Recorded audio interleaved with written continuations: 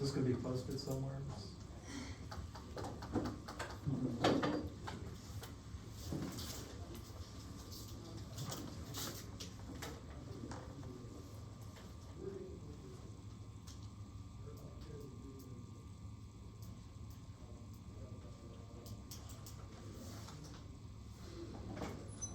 We're all clear. All officers at 522.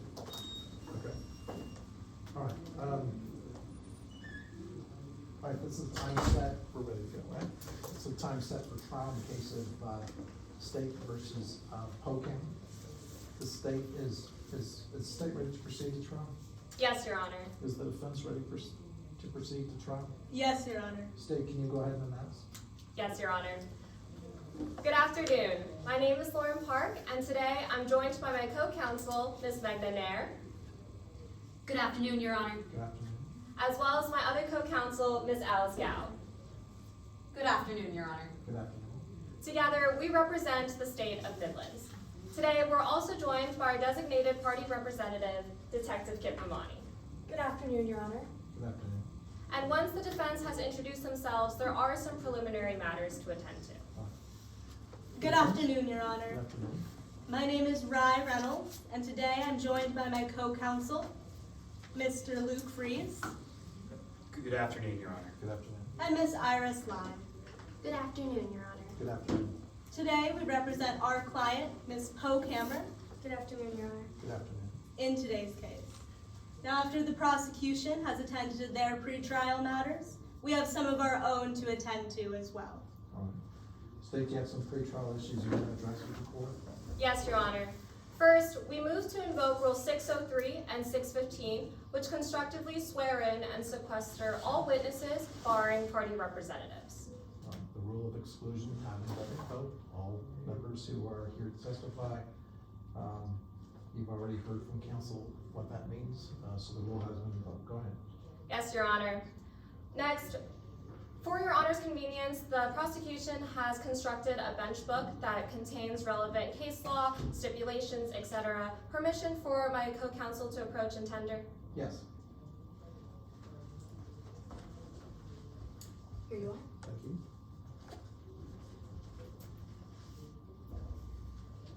And lastly, I would like to direct the court's attention towards a specific case law that you can find in the bench book under the 4th tab. The one that says case law. Yes. Go ahead, counsel. And if you could flip towards page 3, it'll be the first one at the top, State v. Blaine. It is our understanding that the defense has taken on an affirmative defense of duress. In order to do so, they must prove that 1, they had an actual fear of serious and immediate bodily injury or death to themselves or others. 2, they had no reasonable means to escape from the situation.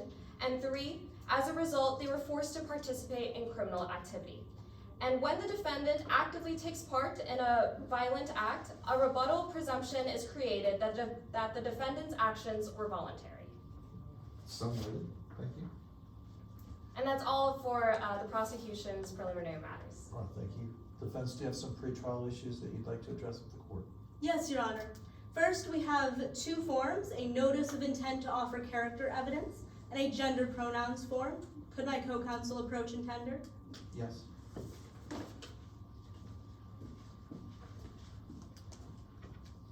Thank you. Next, Your Honor, we ask that all objection arguments be held in a constructive sidebar, out of earshot of the jury. Yes. Next, Your Honor, since it's our first time in Your Honor's courtroom, we would like to ask about your preferences for moving about the well, approaching the witness, and your bench, Your Honor. The attorneys are given free rein in about the area during their presentation or their examination. However, if you do approach a witness, please ask the bench before you approach that witness. Yes, Your Honor. Now, as the prosecution mentioned, that case State v. Blaine states that the defense can take on an affirmative defense of duress. We will be taking on an affirmative defense of duress in this case, and we have to prove those 3 elements only by a preponderance of the evidence. Noted. Thank you. Next, Your Honor, if you could turn your attention to the tab in that binder labeled pretrial orders.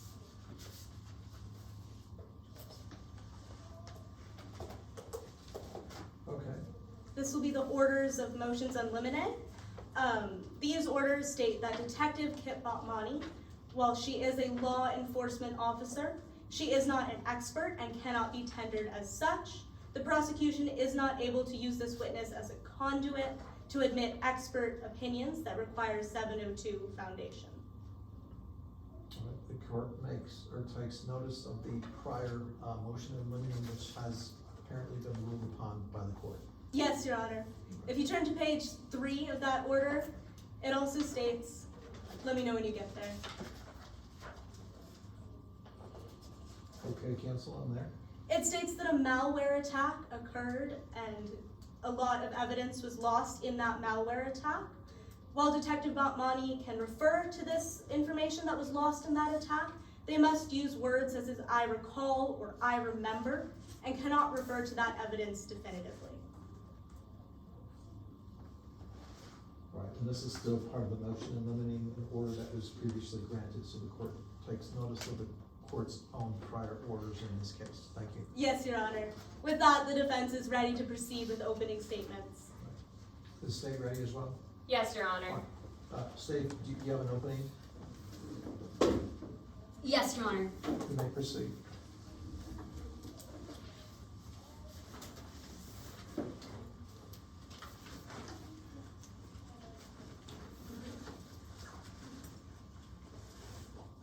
She had chances to go, but she made choices to stay. It's Halloween night, and on the 40th floor of Miller Tower, right here in Santa Ivo City, there's a party going on. Now, this isn't just any party. It's a high-profile charity auction that requires some pretty tight security. And there's one woman who's in charge of all of that security. Now, at first, her job's going fine. The charity auction's going according to plan until just after 9 p.m. when 3 robbers break into Miller Tower, run straight to the security office, and find the head security guard there. Members of the jury, the head security guard, her name is Emery Sands. She is all alone in that security office when she comes face to face with a robber wearing a gold mask. And instead of restraining her, instead of tying her up, that robber beats her unconscious, drags her limp body across the floor, and then beats her again, and again, and again, and again, and smashes her head into the concrete floor. That robber leaves Emery Sands to die with a fractured skull, a ruptured spleen, and bleeding in her brain.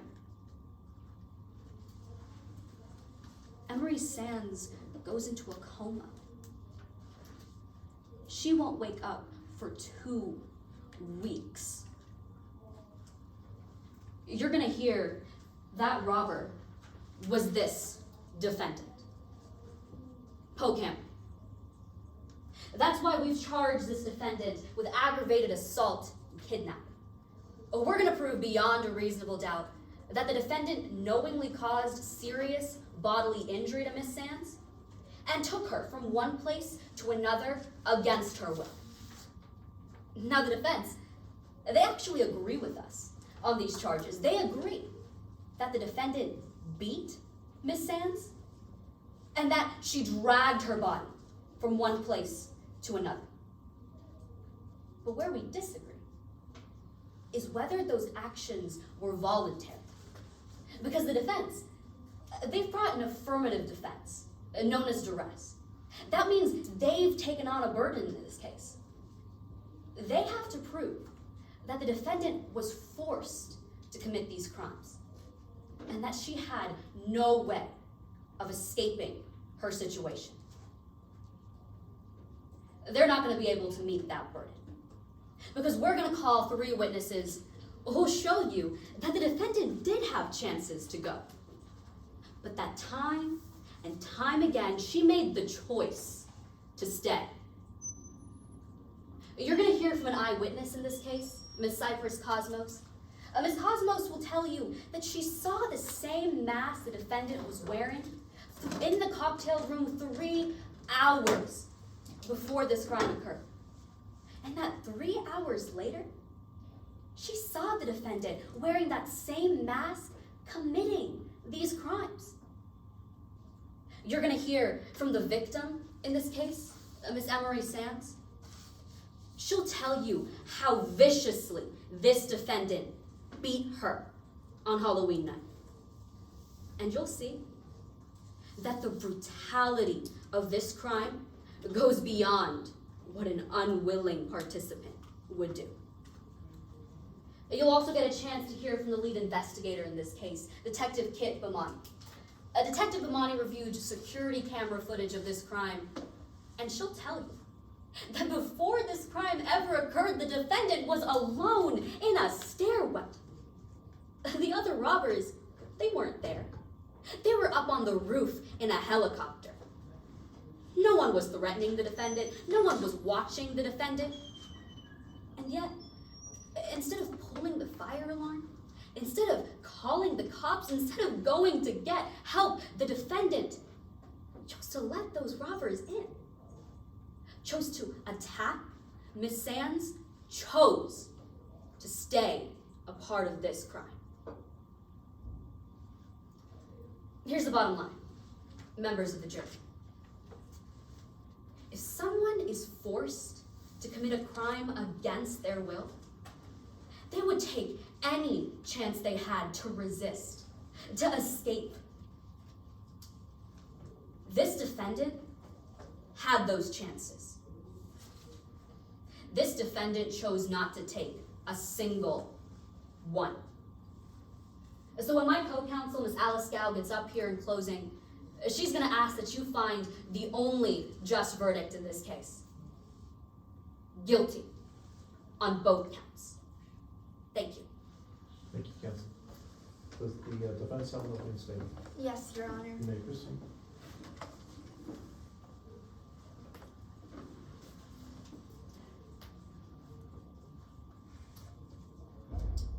When she found out, she wanted out. Today, Miss Nair just came up here and told you a story. She told you about a security guard, badly beaten, and tossed aside. And how Poe Cameron was seen standing above her, almost as if she intended it. But I want to take a step back and focus on Poe Cameron, the person. It's October 31st, 2022. Poe Cameron's legs can barely support her shaking body as she is overwhelmed with untamable nausea.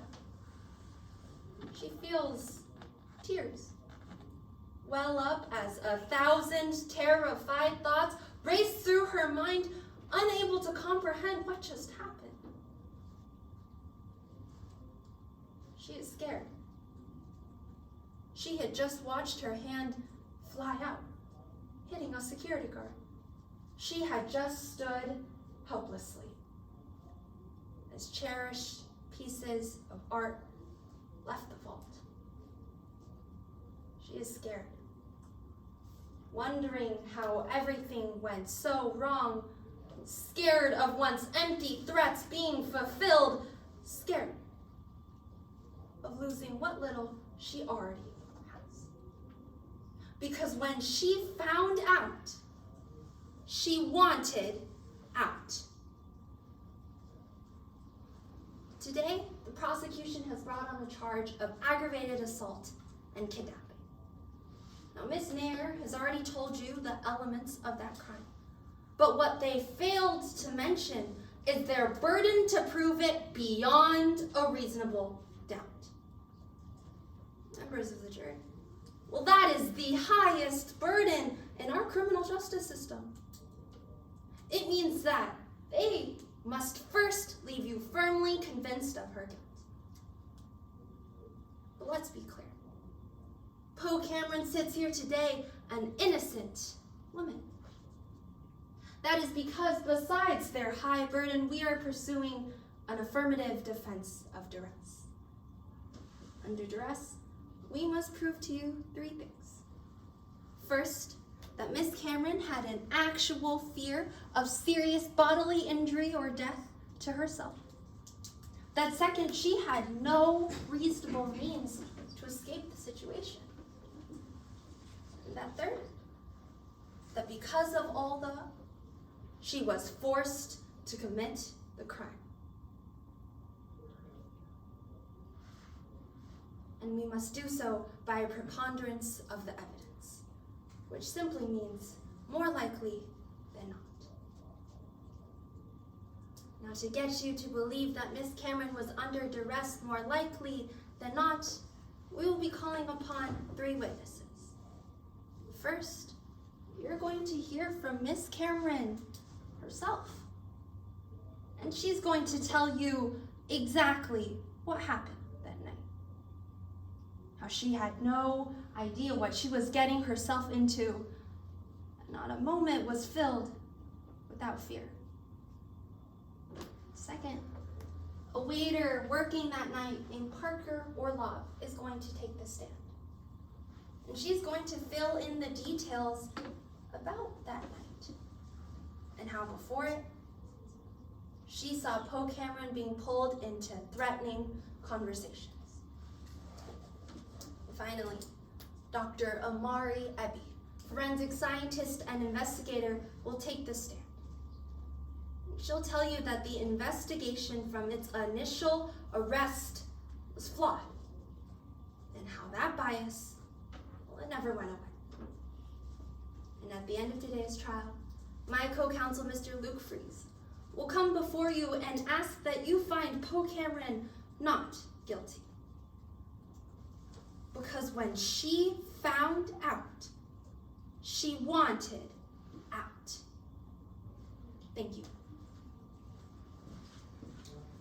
Thank you, Kim. Is the state prepared to call its first witness? Yes, Your Honor. We call Miss Emery Sands. Ms. Sands, having been previously sworn, if you could please just take the witness name. Do you need help, Miss Sands? I'm okay, thank you.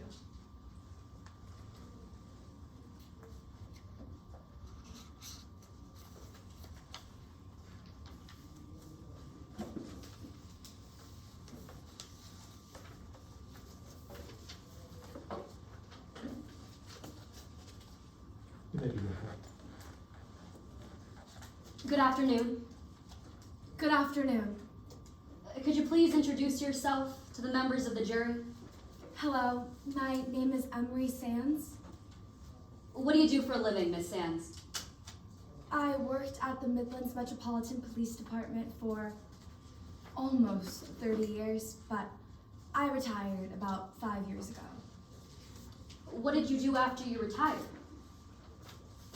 I wanted to be a full-time grandma. I have 2 beautiful granddaughters, June and Emma, but eventually, my son and daughter-in-law decided they only wanted a part-time grandma, so I got a part-time job in security. Where did you work? I was the head of security at the Miller Tower. Can you tell the members of the jury a little bit about your role as head of security? I oversaw the security detail for all events held there. I organized the TAC plans and watched the security cameras to make sure that nothing went wrong. Do you still work at Miller Tower, Miss Sands? No, I don't. I retired permanently about a year and a half ago. Why did you retire? I was working the Sohai Children's Hospital's annual charity gala back in 2022. and I'm sure as you all know, the gala was robbed, and during that I was attacked. Miss Sands, I'm gonna need to ask a few questions about what happened on October 31st, 2022, the night you were attacked. How did that night start out for you? I started my shift at about 3 p.m.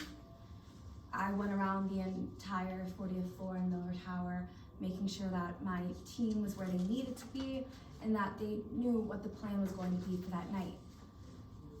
It was normal.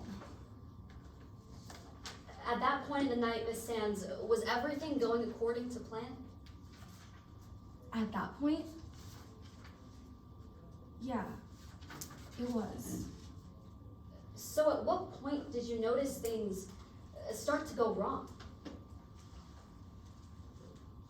That was at about 9 p.m. I spend most of my time in the command center. I'm not as young as I used to be, so I just watch the security cameras and make sure nothing goes wrong. At 9 o'clock, a helicopter landed on the roof, which wasn't supposed to happen. I couldn't get in touch with my team, so I thought I would go check it out. What did you find when you went to check out the roof? Nothing. I never made it up there. Why didn't you make it up there, Miss Sands? The minute I opened the door to the command center, that's when I was attacked for the first time. Who attacked you? This person in a gold mask. Your Honor, permission to approach opposing counsel and the witness in turn with what's been pre-marked as Exhibit 23. Yes. Permission to approach the witness. Yes. Do you recognize Exhibit 23, what I just handed you? Yes, I do. What is it? This is the same mask that my attacker was wearing. Does it look the same to you as when you saw it that night, Miss Sands? It does.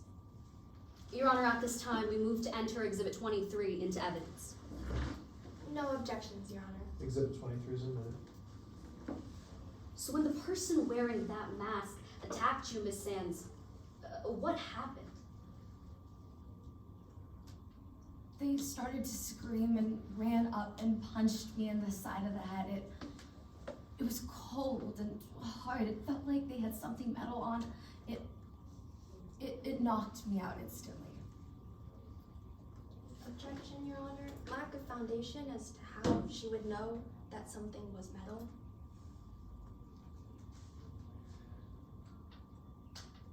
The objection's overruled. Go ahead. Yes, Your Honor. Miss Sands, when the person wearing that mask knocked you out, where did you wake up? I woke up in the vault. I don't even know how I got there. Miss Sands, I want to pause for a moment and focus on your location here. Where were you when you were first attacked? The command center. And where were you when you woke up? The vault. Did you move yourself from the command center into the vault? No, I didn't. So when you woke up in that vault, Miss Sands, was there anyone around you? Yes, there was. It was this person in a horror mask. Not the same person from before. Did you notice anything about this person in a horror mask? They had my gun in their waistband. What did you do when you saw that they had your gun?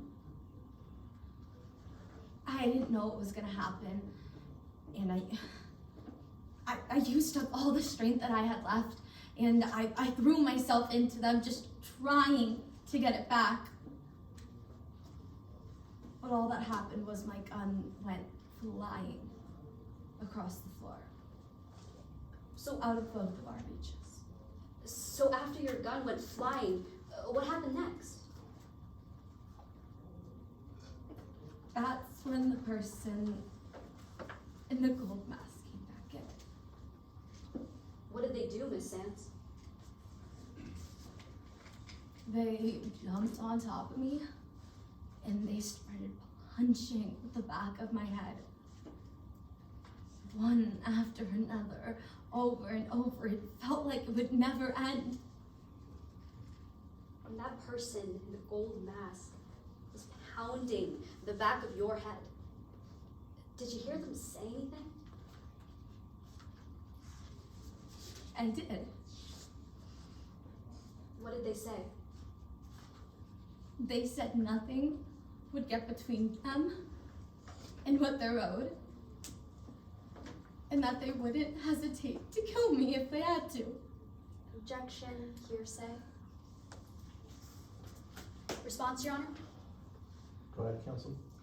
Your Honor, this is not hearsay under 801 D2A, admission by party opponent.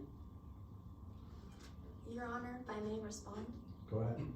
Your Honor, opposing counsel has laid no foundation establishing that the person wearing the gold mask who said that statement was in fact Poe Cameron, their party opponent. Response on those grounds, Your Honor. Go ahead, counsel. Per Rule 104, we're allowed to conditionally admit testimony pending further foundation, and if I may proffer, Members of the jury, the court is advising you not to attribute that statement to the defendant at this time. The objection is noted, the objection is overruled. Counsel, I'm going to give you some leniency in tying this up under the admission or a statement by the defendant. Go ahead, counsel. yes, Your Honor. Were you able to finish your answer to that question, Ms. Sands? I believe so, but I can repeat it if you need me to. You don't have to, it's all right. I think I remember the quote you said. When the person wearing that gold mask said they wouldn't hesitate to kill you, what happened next? I remember seeing that gold mask above my face one last time. My life flashing between my eyes, all my memories, all my thinking about my family, my granddaughters.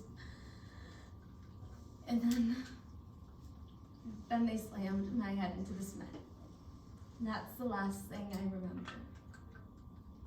When did you wake up? 2 weeks later, I was in the hospital. Ms. Sands, I know this has been difficult for you, but I'm gonna need to ask you about what that person did to you in that vault. What were your injuries?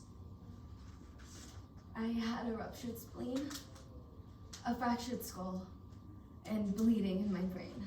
At first, I could barely speak, and I couldn't even move the right side of my body. How long were you in the hospital? In total, about 5 weeks. How's your recovery been?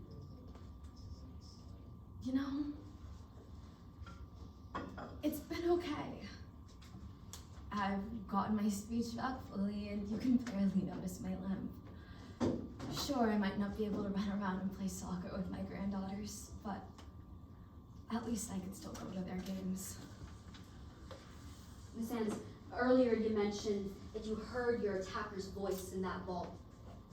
Did you ever hear that voice again? Yes. Yes, I did.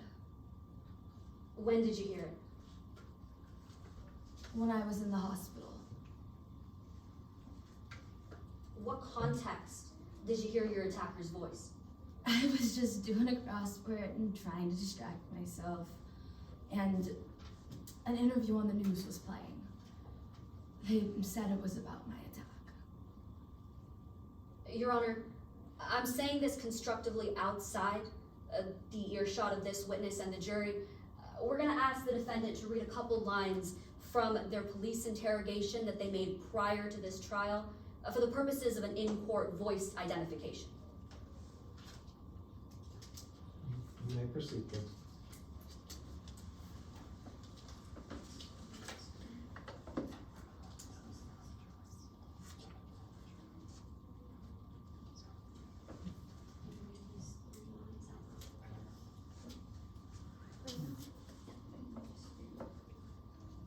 We're back in the earshot of the witness and the jury, Your Honor. All right, very good. The city, I hear it's a great place for ribs and blues music. I've never been, unless you're talking about the one in Egypt, and I've got nothing for you there. Miss Sands, do you recognize that voice? I do. That's the same voice of the person who attacked me in the vault. Thank you, Miss Sands. Your Honor, I have no further questions. Cross-examination. Yes, Your Honor.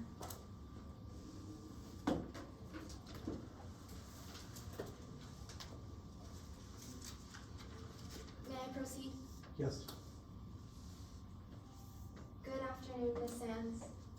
I understand what we're discussing today may be difficult. I only have a few questions for you and then we can be on our way. Thank you.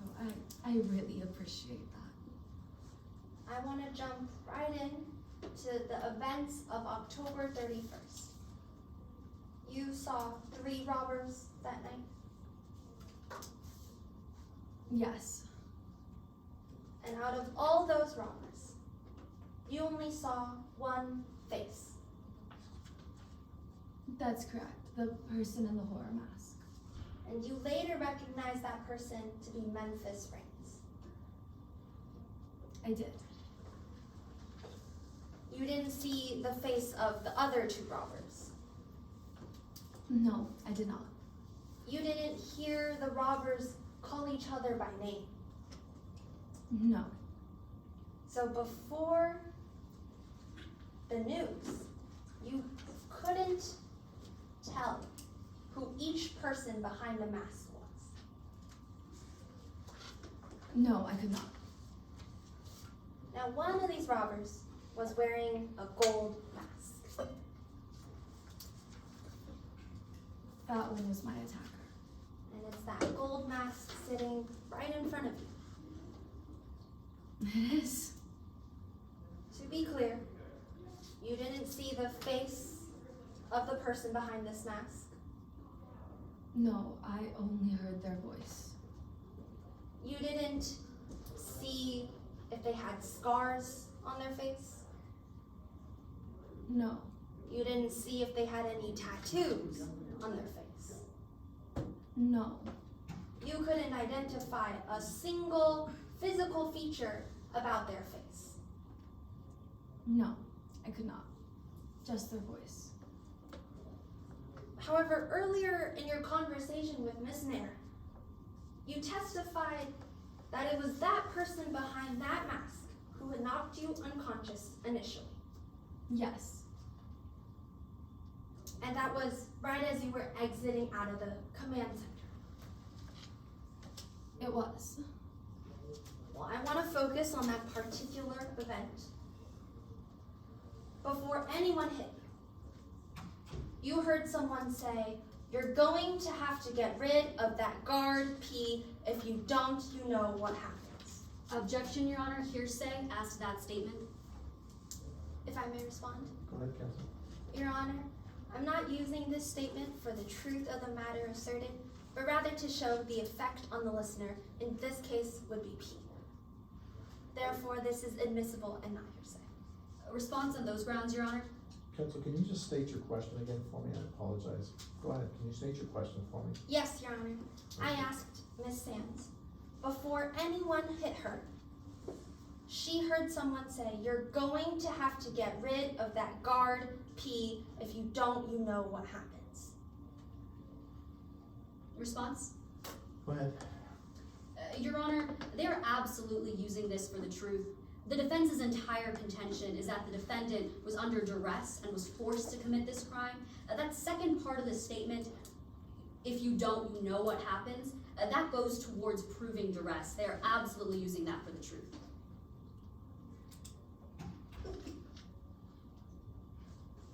respond, Your Honor?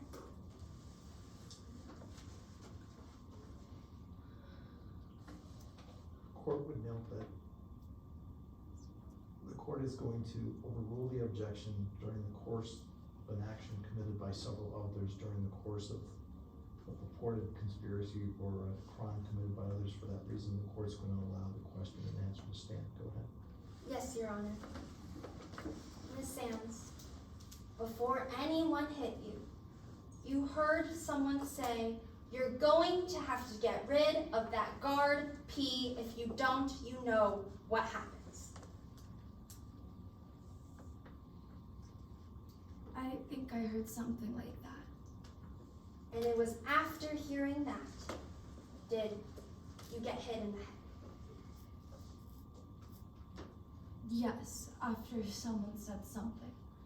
That's when I was hit for the first time. Just to be clear, you were not hit until after hearing that statement.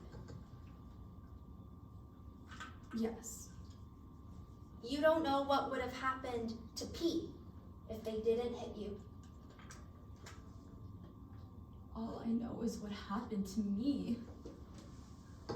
Redirecting you back to my question, you don't know what would have happened to P if they didn't hit you. No, I don't.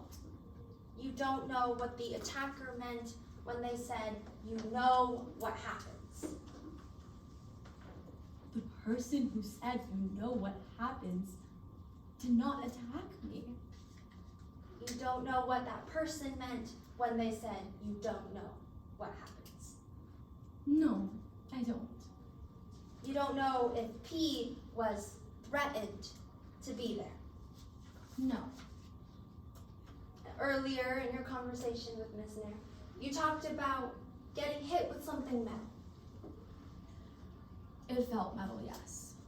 Ms. Sands, you didn't see anything metal on their hands. No. When the person charged at you, you didn't see anything metal. No. When the person hit you, you didn't see anything metal. No. You didn't see this person wearing a ring. I didn't see them wearing a ring. It felt like they had something metal on their hand. It wasn't like a normal punch, but I don't know what they were wearing. But just to be clear, there was nothing metal in their hand. Not that I saw, no. I'd like to now fast forward a little to the weeks after the heist. You woke up in a hospital. I did. You woke up 2 weeks after the gap. Yes. And you learned you had sustained injuries to your head. That's correct. So you couldn't remember anything for a while. No, at first, a lot of things were really fuzzy. It all slowly started to come back to me though, and I'd like to say I've made a full cognitive recovery. I remember everything pretty vividly now. So then, Miss Sands, based off of what you remember, no detective or police officer ever approached you and asked you about the events of the evening. I provided a witness statement for this case. But Miss Sands, after you woke up, not a single police officer or detective interviewed you about what happened. Not while I was in the hospital, no. During your entire recovery process, not a single police officer or detective asked you about what happened that night.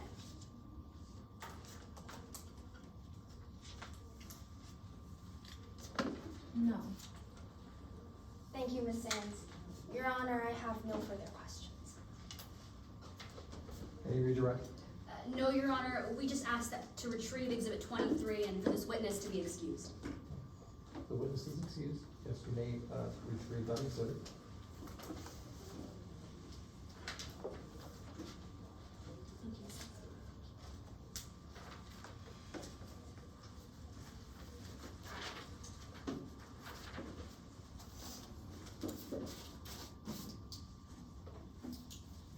state prepared to call its next witness? Yes, Your Honor. The state calls Detective Kip Lamani to the stand. And permission to set up a demonstrative as well. Yes, Detective, you could approach the witness stand. You've been previously sworn. Point of order, Your Honor, just when they make use of this demonstrative, might I be able to relocate myself about the well to gain a better view? Yes. Thank you.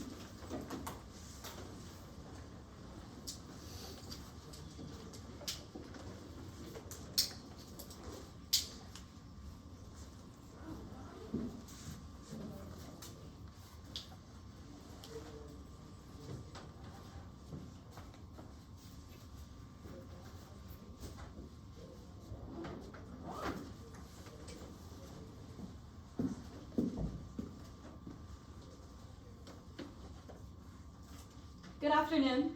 Good afternoon. Could you introduce yourself to the members of the jury? My name is Detective Kip Lamani of the Santa Iva Police Department. How'd you become a detective? Well, in 3rd grade we had career day. They showed us 3 options. Tire regulation specialist, general manager for client customer sales interfaces, and detective. I chose detective. And what does your experience look like as a detective? Well, I worked as a police officer for about 4 years and then a sergeant for 3. I thought detective work might suit me better, so I trained to become a detective. I've worked on 85 cases in that capacity. And why are you here today? Today I'm here as the lead investigator on the Miller Tower robbery. Can you tell us a little about how you went about investigating that crime? We interviewed eyewitnesses, we gathered physical evidence, and we obtained security footage from the night of the crime. All right, well, I'd like to walk through that investigation, starting from the very beginning. Now, how did that investigation begin? Well, on Halloween night, we responded to a 911 call at Miller Tower. I saw Emery Sands unconscious on the vault floor, and we obtained security footage from that night. Detective, I gotta ask, do we have that security footage with us today? Unfortunately, we don't. It was lost in a cyber attack. Before that, I watched all the security footage in its entirety, and I took detailed notes while I watched. All right, well, could you tell us a little about what you remember from that footage? I can. I actually have a floor plan of Miller Tower to help walk us through it. Permission for the witness to step down, make use of what's been pre-admitted as Exhibit 3. Yes.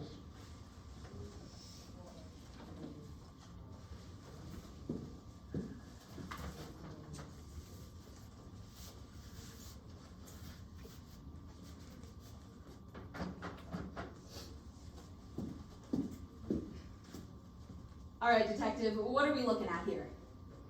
This is the 40th floor of Miller Tower. Does it look fair and accurate? It does. All right, so what was the first thing that security camera footage showed you? 2 suspects attempted to enter Miller Tower via the rooftop stairs, right around here. Now, there was a 3rd suspect already in that rooftop stairwell, waiting for the other 2. This suspect was wearing a gold mask. Did the suspect in the gold mask have a gun to their head? No, certainly not. Was anyone watching them in that stairwell? No. Detective, was there anyone around them at all? No, it was just the masked suspect in the stairwell alone. All right, so after you saw the masked suspect in the stairwell alone, what did those suspects do next? Well, all 3 suspects made their way to this security office. This was where Emery Sands testified the gold masked suspect punched her until she lost consciousness.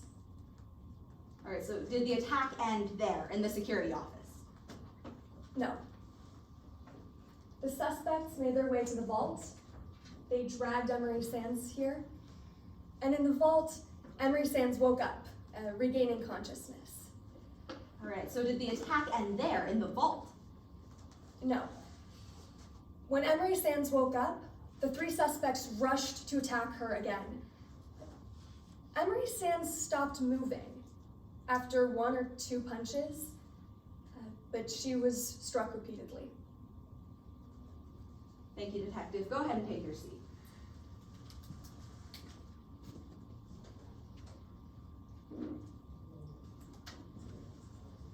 All right, so after you reviewed that security footage, did your investigation end there? No. A judge approved a warrant for us to search Poe Cameron's text messages. Permission to approach opposing counsel and the witness in turn with Exhibit 30? Yes.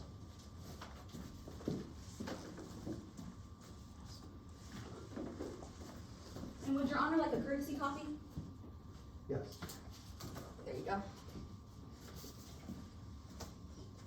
All right, Detective, what's Exhibit 30? These are text messages sent between the defendant, Poe Cameron, and their sibling, Memphis Raines. Do they look fair and accurate? Yes. We move Exhibit 30 into evidence. No objections, Your Honor. Exhibit 30 submitted. All right, so when do these text messages start? About a month and a half before the heist. A month and a half before the heist, what does the defendant say?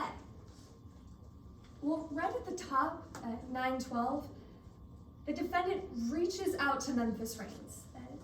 They say, hey, that big job you mentioned, any way I can still get in on that? Well, was there anything else in these text messages that stood out to you during your investigation? Yes. If you'll turn to the end here, at 11:21. Now this was just hours after our first interrogation of Poe Cameron. And Poe Cameron says, cops are breathing down my neck about you. I'll come up with a story to make it all go away. I want to talk about whether the defendant had chances to tell you their story. Did you ever get a chance to talk to them about all of this evidence? Yes, we interviewed Poe Cameron twice. Were you here during opening statement? I was. Did you hear defense counsel say the defendant didn't know what they were getting themselves into? I did. During those 2 interviews, did the defendant ever say that they committed this crime against their will? No.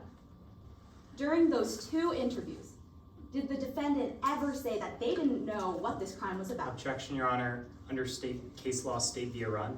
May I be heard? Yes, go ahead. Your Honor, if I could direct your attention to the 4th page under the tab labeled case law. It's the 2nd case law from the top, state via run. Just 1 second. Case law, what page? That would be page 4, 2nd case law from the top.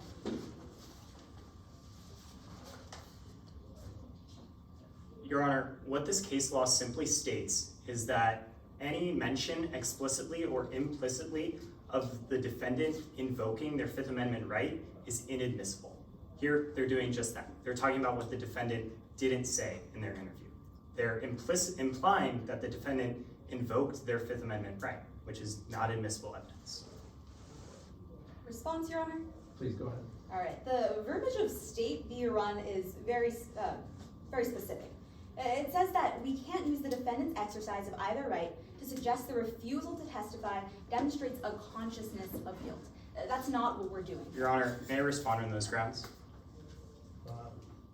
Counsel, last word, go ahead. No. Your Honor, that's actually not quite right. It says no prosecutor or witness may comment expressly or implicitly on a defendant's exercise of either right, or suggest. Therefore, they're doing that first half of state via run, which is still inadmissible.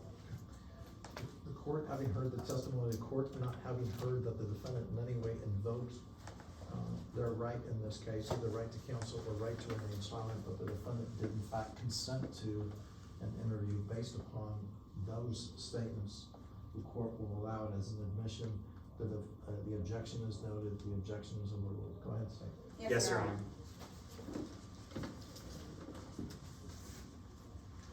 All right, Detective. During those 2 interviews, did the defendant ever say they committed this crime because they were forced to? No. Thank you, Detective. No further questions, Your Honor. Would you like me to deconstruct this? Yes, please.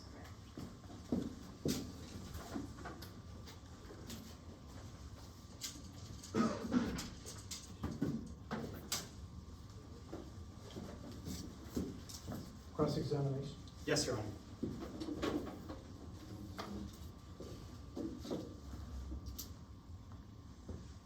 Afternoon already. Good afternoon, Detective. Good afternoon.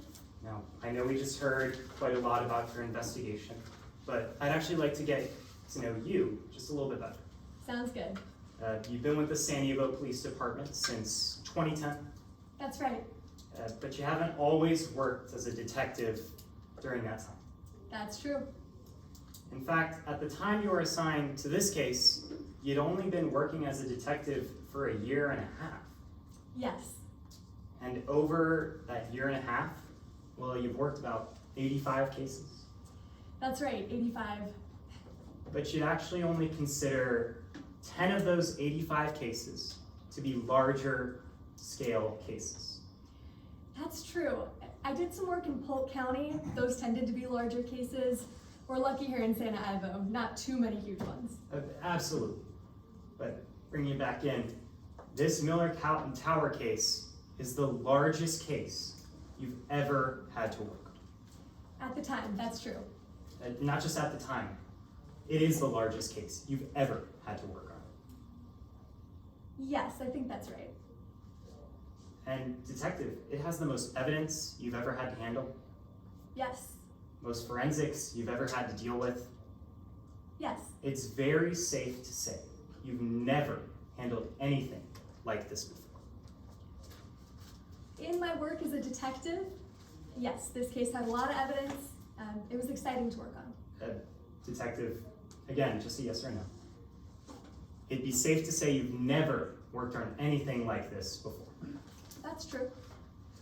But let's be clear, there's more senior detectives than you at the San Diego Police Department. That's right. We have a very good department. Detectives that have worked more cases than yourself. Yes. And even though you've never handled something like this before, you never asked those detectives for help. No. You never felt the need to ask those detectives for help. That's right. Well, now that we gotten that out of the way, let's talk a little bit about the security footage you just spoke about. Sure. Now, you used that security footage as a big part of your investigation. That's true. We relied on a lot of different evidence, but the security footage was some of it. That's right. Exactly, because that security footage gave you an in-depth understanding of what happened inside Miller Tower. That's right. But that security footage, it actually had a couple of limitations, didn't it? Can you be more specific? Oh, I'd love to. It didn't have any audio at all. That's true. So even though you were able to see the robbers, you weren't able to hear them. That's correct. You weren't able to hear what could have been said. That's right. That's why we also relied on our interviews of eyewitnesses and our interviews of Poe Cameron. We'll get into the interviews in just a second. Reeling you back into the security footage, you weren't able to hear what the robbers said. Not in the security footage, no. So if the robbers had threatened someone verbally, you wouldn't have been able to hear them. Not if it was verbal, no. I didn't see any of the robbers hanging back behind the others at any point, but I didn't hear anything verbal, you're right. Not asking if the robbers hung back.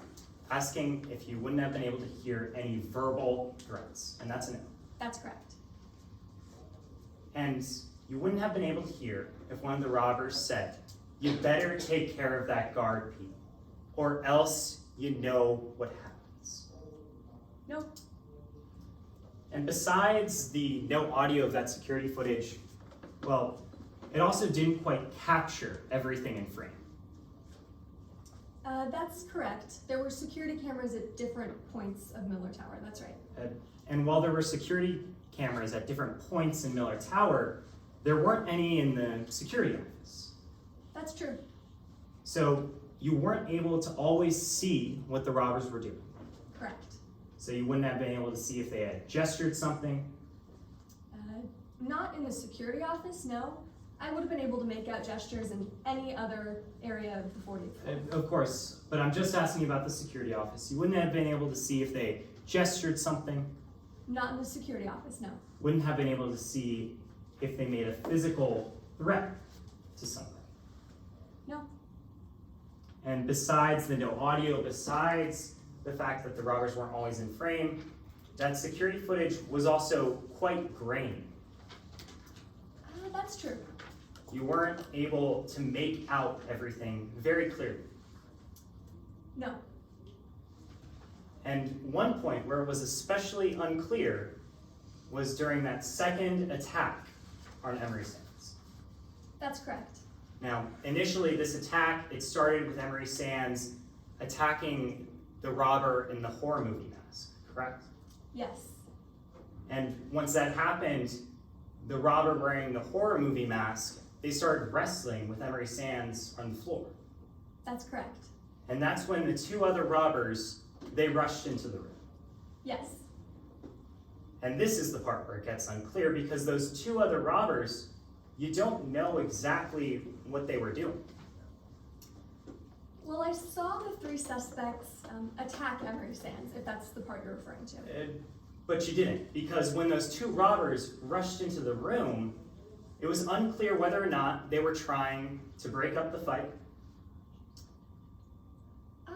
I suppose that's a possibility. They could have been trying to help Emery Sands.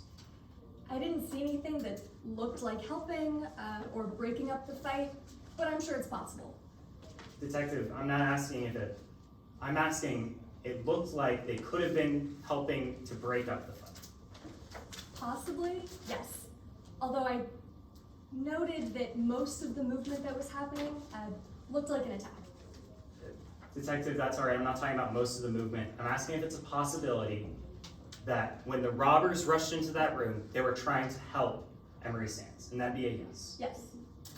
Well, now that we've gotten the security footage out of the way, I just want to talk a little bit about what we've heard today and how it ties to your investigation.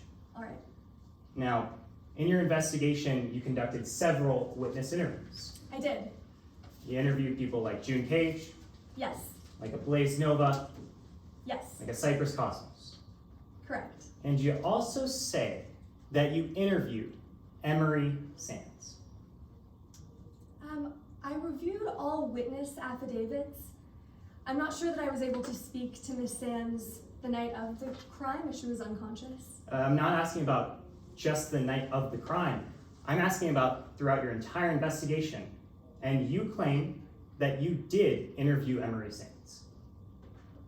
I don't believe I made that claim. I read Emery Sands' witness affidavit. That's how I'm familiar with the events. Is it your testimony that you did not interview Miss Emery Sands? I don't believe I interviewed her the night of the crime. No, I believe I primarily relied on the witness affidavit and her testimony in court today. Detective, I want to be very clear. I'm not just talking about the night of the crime. I'm talking about your entire investigation. Yes. And you claim that you did interview Miss Emery Sands. I don't believe I interviewed Miss Sands. Detective Balmani, you remember being interviewed by some of our defense attorneys in preparation for this case. Yes, You've recognized a copy of that transcript if I showed it to you today? I would. Your Honor, I'm now approaching opposing counsel with what has been marked as the transcript of Detective Balmani's interview.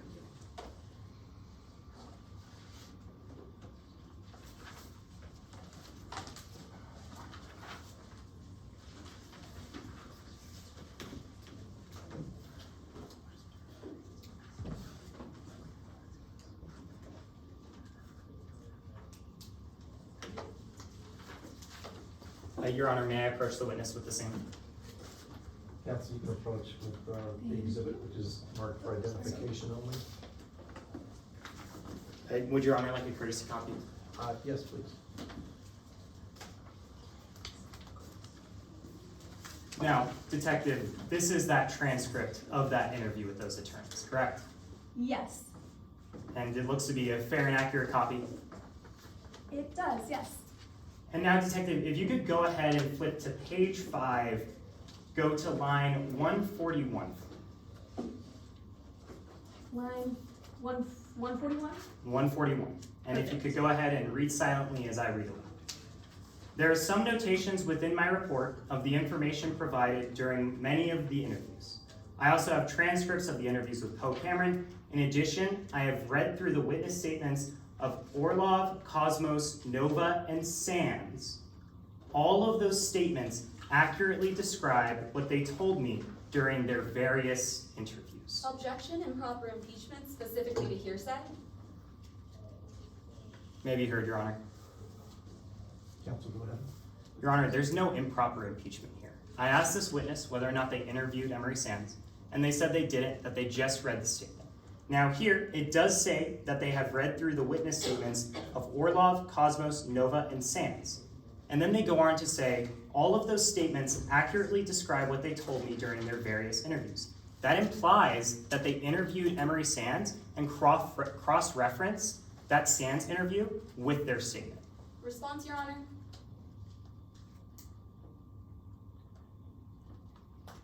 Go ahead, counsel.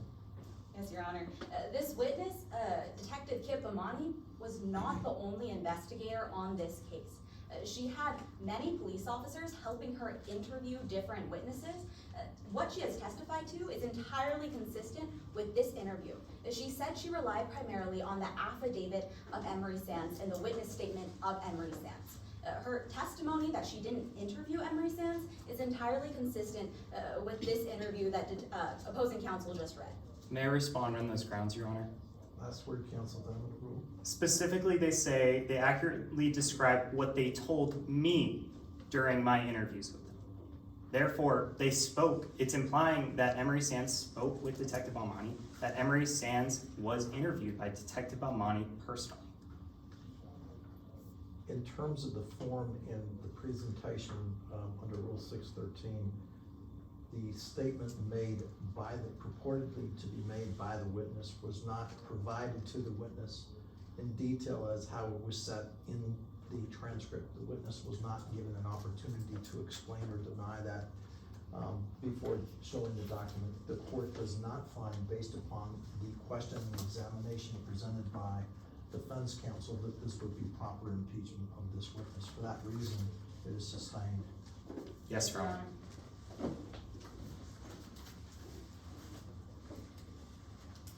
Well, Detective, whether or not you read that statement, you heard from Emery Sands today that you never interviewed them. That's correct. Detective, you didn't think it was necessary to interview the victim in today's case? Not quite. I have a lot of officers that I work with, and I trust them completely to conduct interviews. That's what happened here. Well, Detective, while you trust those officers completely to conduct interviews, you never mentioned that interview of Emery Sands in your report. I believe in my report, I talk about the witness affidavits that I reviewed, if that's what you're referring to. I'm not asking about the witness affidavits. I'm asking about a particular interview with Emery Sands, and nowhere in your report do you mention anything like that. That's correct. Well, now that we got out of the way your relationship with Emery Sands, I'd like to talk a little bit about the text messages between Memphis Reigns and Poe Cameron. Sounds good. You still have a copy of those text messages in front of you? I do. Great. Your Honor, I'm approaching the counsel with the text messages.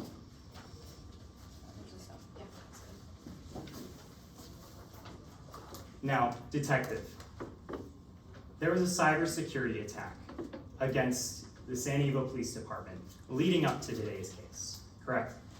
That's correct. It affected quite a bit of evidence that you had to deal with. Yes. And you actually, when that cybersecurity attack occurred, you went through and determined what evidence was affected in this attack. That's correct. What evidence was lost in this attack. Yes. And you made a list of all the evidence that was unaffected. That's right. Nowhere in that list do you mention Exhibit 30, these text messages. That's correct. So these text messages have potentially been affected by a cybersecurity attack. I believe the cybersecurity attack took information that we had. Here we have the text messages right in front of us, but I'm sure it's a possibility. So it is very much a possibility that these text messages were affected in that cybersecurity attack? Again, because we have the exhibit here physically, I'm not concerned about that, but it's possible. I'm not asking about your concern. I'm just looking for a yes or a no. It is possible that these were affected in a cybersecurity attack, and that'd be a yes.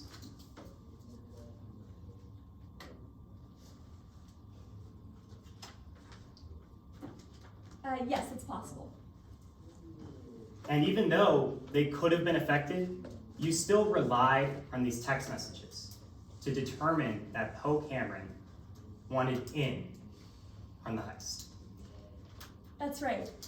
I believe these text messages have been authenticated, so we did rely on them. That's right. I'm not asking about the authentication. I'm asking if you relied on these text messages to determine that Poe Cameron wanted in on this heist. Yes.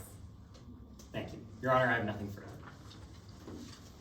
Any redirect? No redirect, Your Honor. We ask that this witness be excused. All right, this witness may step down. This witness is excused.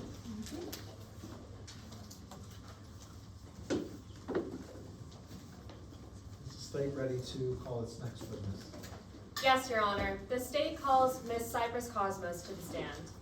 Ms. Cosmos, you've been previously sworn. If you could please take the witness stand.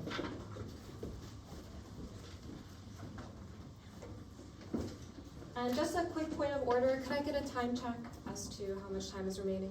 You have 6 minutes and 57 seconds. Thank you. May I proceed? Yes. Good afternoon, Ms. Cosmos. Afternoon. Could you please introduce yourself to the members of the jury?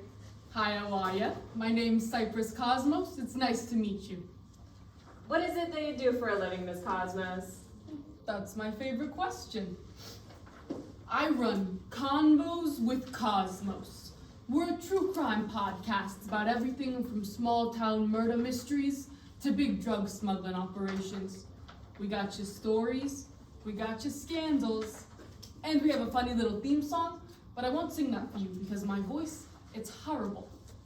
Now, aside from the podcast job, do you work any other jobs? I do. I help with charities, galas, things like that.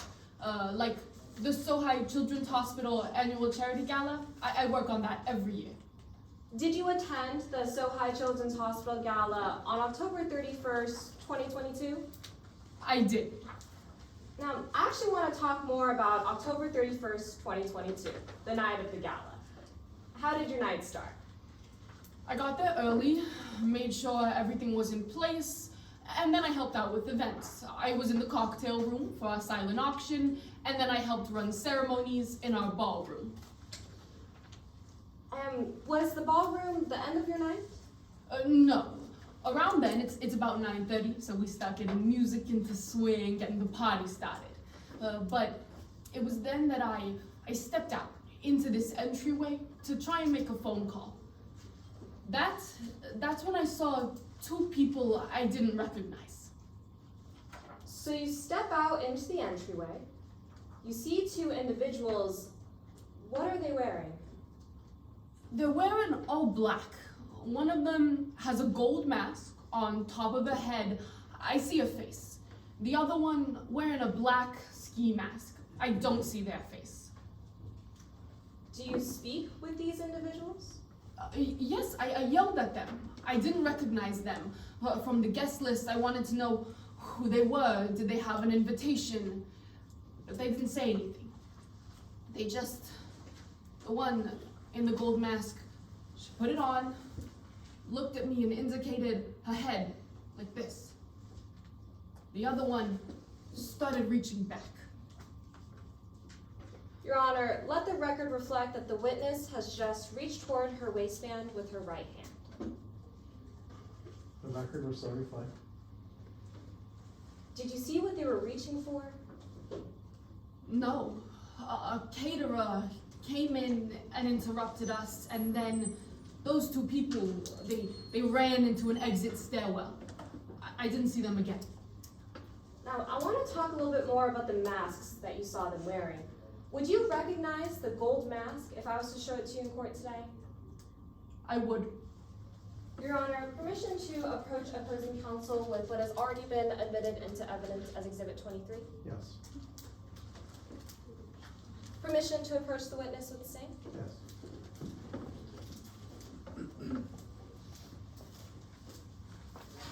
Ms. Cosmos, I've just handed you Exhibit 23. What is it? This is the mask I saw that night. And did you see this mask at any other point in the night? I did. At 6:30 in the cocktail room. I saw it in there. And Ms. Cosmos, do you know the individual who was wearing Exhibit 23, that gold mask? I do. How did you learn?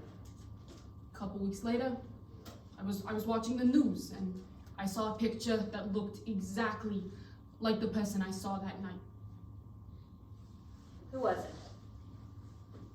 It was Poe Cameron. And do you recognize Poe Cameron in this courtroom today? I do.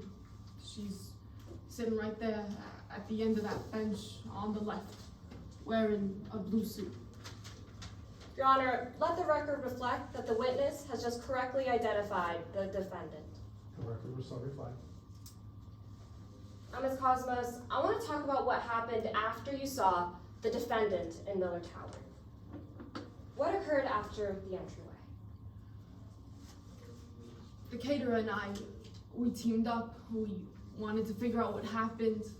When we banged on the security door, no one answered. We looked down the hallway and we realized that the vault, where we'd kept all the auction items, it was open. Did you go to the vault? We ran there as fast as possible, and then we went inside. And that's when we saw what had happened. Ms. Cosmos, tell the members of the jury what you saw. I saw that all the auction items, everything we had gathered to raise money for the event, it was gone. The whole thing was empty. And then I looked down, and I saw the director of security, Emery Sands. She was bloody and beaten. I mean, it was awful. We were just lucky that the police got there in time. Thank you, Ms. Cosmos. Your Honor, no further questions. Cross-examination. Yes, Your Honor.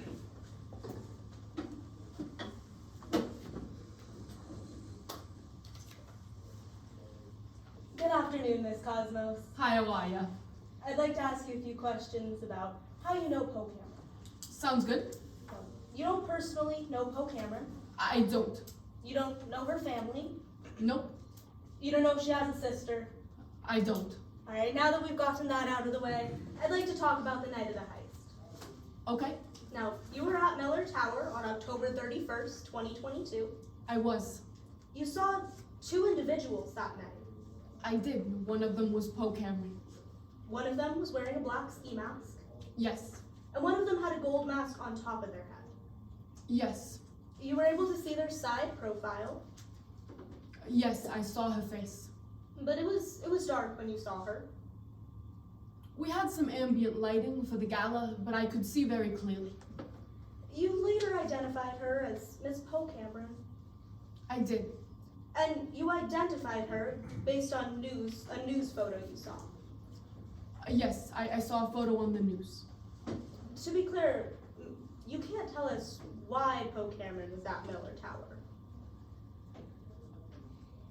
I mean, I assume it was to rob the gala. You can't tell us for sure that she was there to rob the gala. Sure, you could say that. You can't tell us if she was there voluntarily. No, I don't know. You can't tell us if she was forced to be there. I don't know. You can't tell us if she was threatened to be there. I don't know. No, I'd like to talk about when you saw Emery Sands. Okay. You just told Miss Park that you saw Emery Sands in the vault. I did. She was unconscious and bleeding. Yes.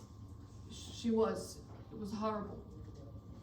And it was horrible, and you don't know how Emery Sands got into that vault. I don't know. You don't know how she ended up unconscious and bleeding. No. You don't know who attacked her. No, You don't know why they attacked her.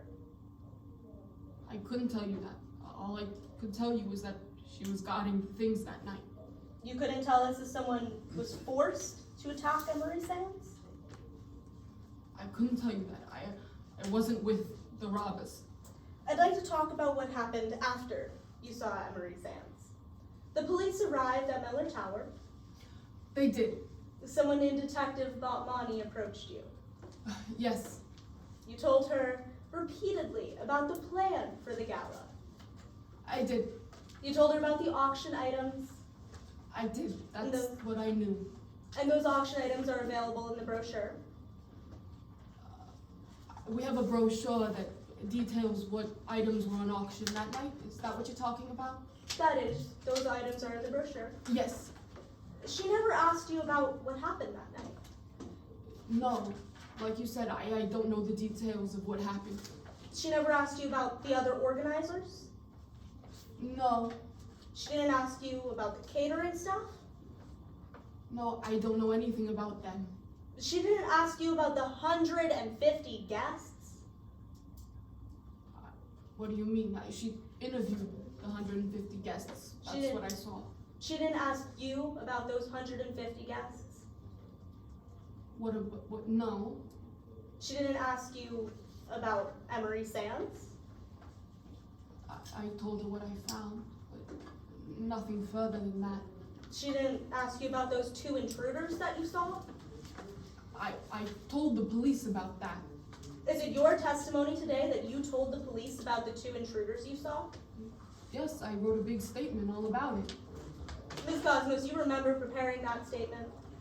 Yes, I did. I wrote a big statement all about it. Do you mean the night of? That's right. You didn't tell them that night about those 2 intruders you saw? No. They were asking me what happened. I told them about the gala. I was there as a planner. You told them about the plan, but you never told them about those 2 intruders you saw. Not until they asked me to give the statement, sir. You didn't tell them about it when they spoke to you that night, though? No, we didn't talk about that part yet. That's time. No further questions, Your Honor.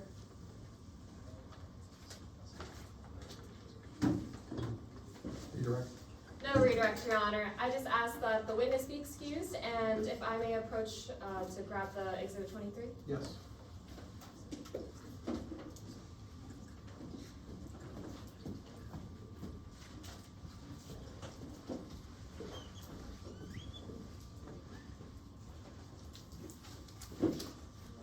State.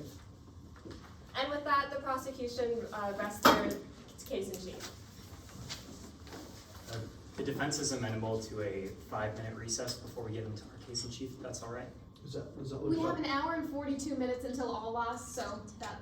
We have an hour and 42-minute recess? An hour and 42. All right, so I don't care, 5, 10, whatever you want. 7? 7 minutes. Happy meeting. Yes, Your Honor. We'll just call it back at like 45.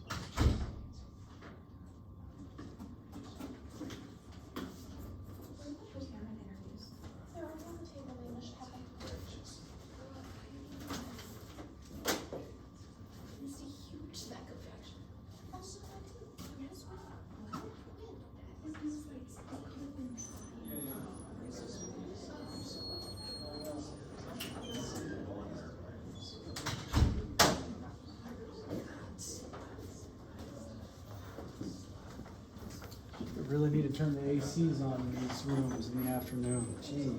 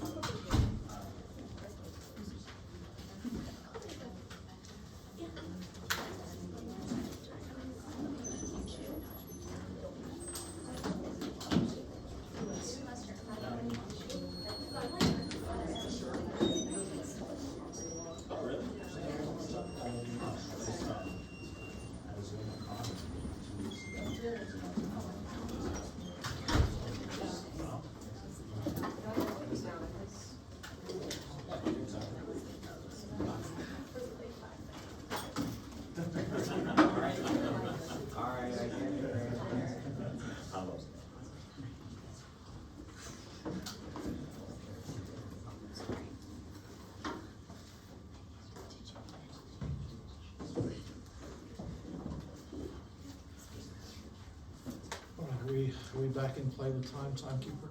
Absolutely, yes. All right, you can all be seated. I think we're just waiting for one more timekeeper before we begin. So, Oh, we are. yeah, they'll be here in a Oh, little, I'm sorry. just a little back for me.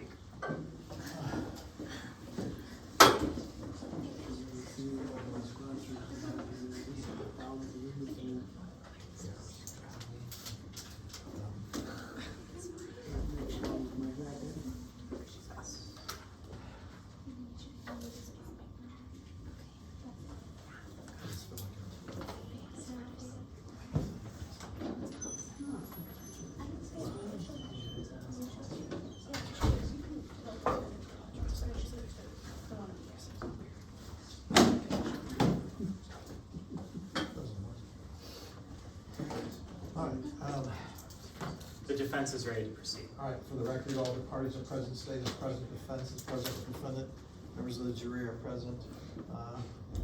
State has rested, is that correct?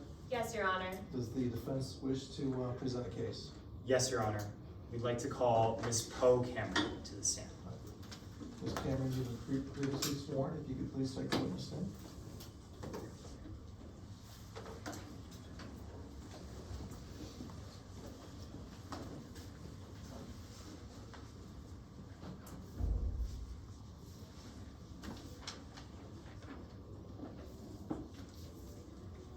Whenever you're ready, counsel. Of course. Hi. Could you please introduce yourself to the court? Hi, my name is Poe Cameron. What do you do for a living, Poe?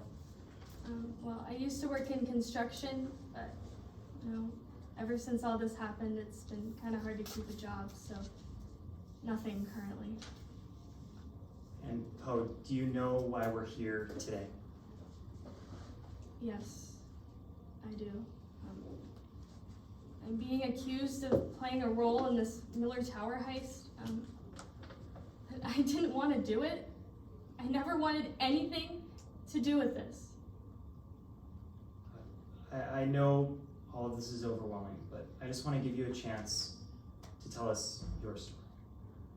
I want to start off and just ask you straight up. Were you at Miller Tower on the night of the 31st? Yes, I was. And did you play a role in the heist that night? Yes, I did, but again, I wanted nothing to do with it. Oh, could you go ahead and walk me through how you initially got involved in the heist? So, it all starts with my sister, Memphis. She approached me with a job one day. She knows that ever since high school, it's been hard for me to keep food on the table. And when Memphis approached you with that job, did you accept her job offer? No, I wasn't about to stoop down to Memphis's level. I was doing okay, and I just didn't want to get involved with her. Did you ever end up accepting Memphis's job offer? Yeah. Around mid-September, I was really struggling, so I reached out to her because I knew that she had offered a job. Well, when you reached out about that job, did you know what that job was? No, of course not. If I'd known that they were planning on robbing the charity auction, I'd be laying concrete as we speak. Well, Poe, when did you actually find out what you had gotten yourself into? Well, a day after I talked to Memphis, she reached out to me and she told me to come meet her at an apartment. So I showed up and they were supposed to meet the boss and everybody, and that's when they started talking about the Miller Tower, the vault, and that's when I realized I was in way over my head. When you realized you were in way over your head, what did you do about it? I tried to get up. I told her I didn't want anything to do with this. I said, no, this is not for me. And that's when she pulled me back down into the seat and she told me that she could make me disappear. When she told you that she could make you disappear, what did she mean by that? She said that if I tried to leave now or ever, that she would kill me. Objection, Your Honor, hearsay as to that statement. Response, Your Honor. Go ahead. Your Honor, hearsay is an out-of-court statement being used for the truth of the matter asserted. Here, we're not using this statement for the truth value, as it's in our contention that it doesn't matter whether or not these threats were true or not. It goes to whether or not this witness believed that those threats were true. It's the effect on the listener. Goes to the state of mind. Overruled. When Memphis said she could make you disappear, what did she mean by that? If I ever tried to leave, then or ever, she was gonna kill me. really think that Memphis would do something like that? Yes. You don't know what Memphis is capable of. Objection, Your Honor. Character evidence.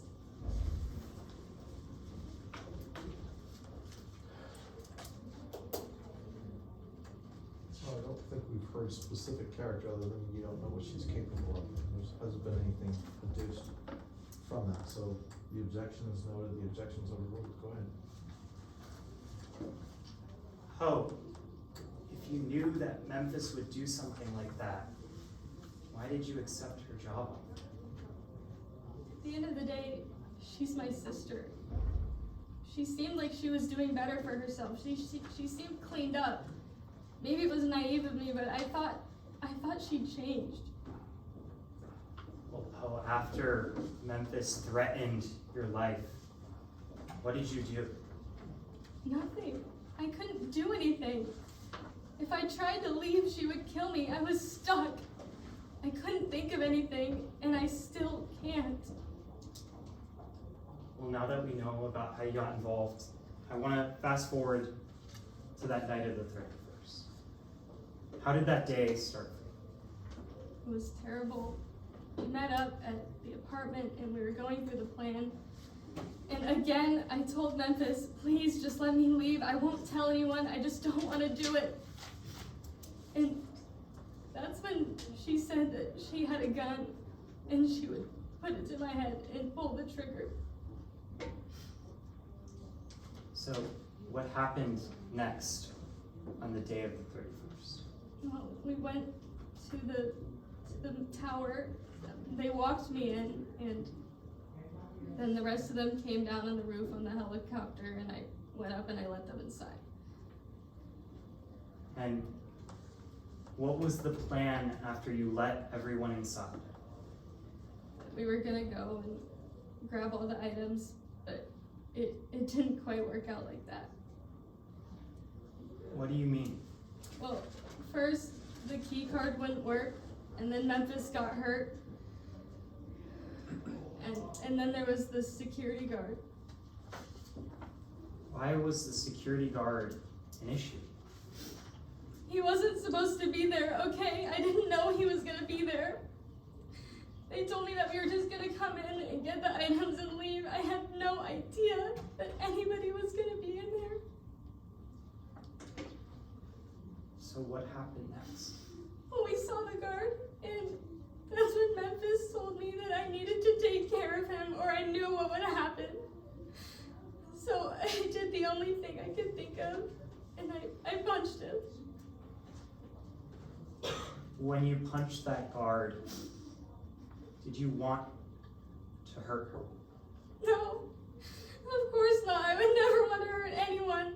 I would never want to hurt her at all. I didn't know what to do. So, Poe, what happened next? Well, we went into the vault, and that's when me and the other person, we started loading the items into the elevator. And then I heard Memphis screaming. So, what did you do? Well, I went back to look to see why she was screaming, and I saw her wrestling with the guard. So I went over and I tried to help. When you tried to help that guard, what happened next? Memphis just started screaming at me.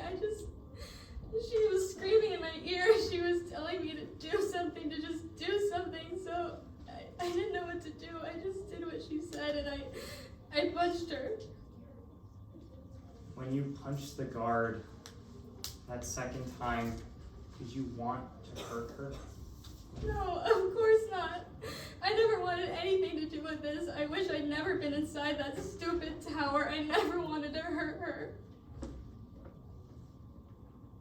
Oh, what happened after you completed the plan at the tower? We left. I just wanted to get out of there. So we all left. Oh, from when you first got involved all the way to that day of the heist, did you ever feel like you could get out? I could, I would have, but I couldn't. Your Honor, I have nothing further at this time. Cross-examination.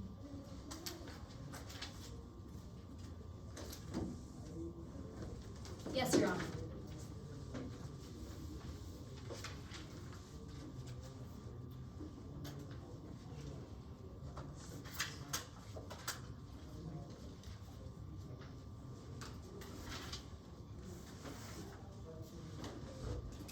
May I proceed? Yes, I apologize. Now, Ms. Cameron, I want to begin by talking about 2 police interviews you gave prior to this trial. Okay. Now, during those 2 police interviews, you were sitting across from a couple people, right? Yes, there was some police officers in there. You were sitting across from Detective Bamani. Yes. You were sitting across from another police officer. Yes, I think so.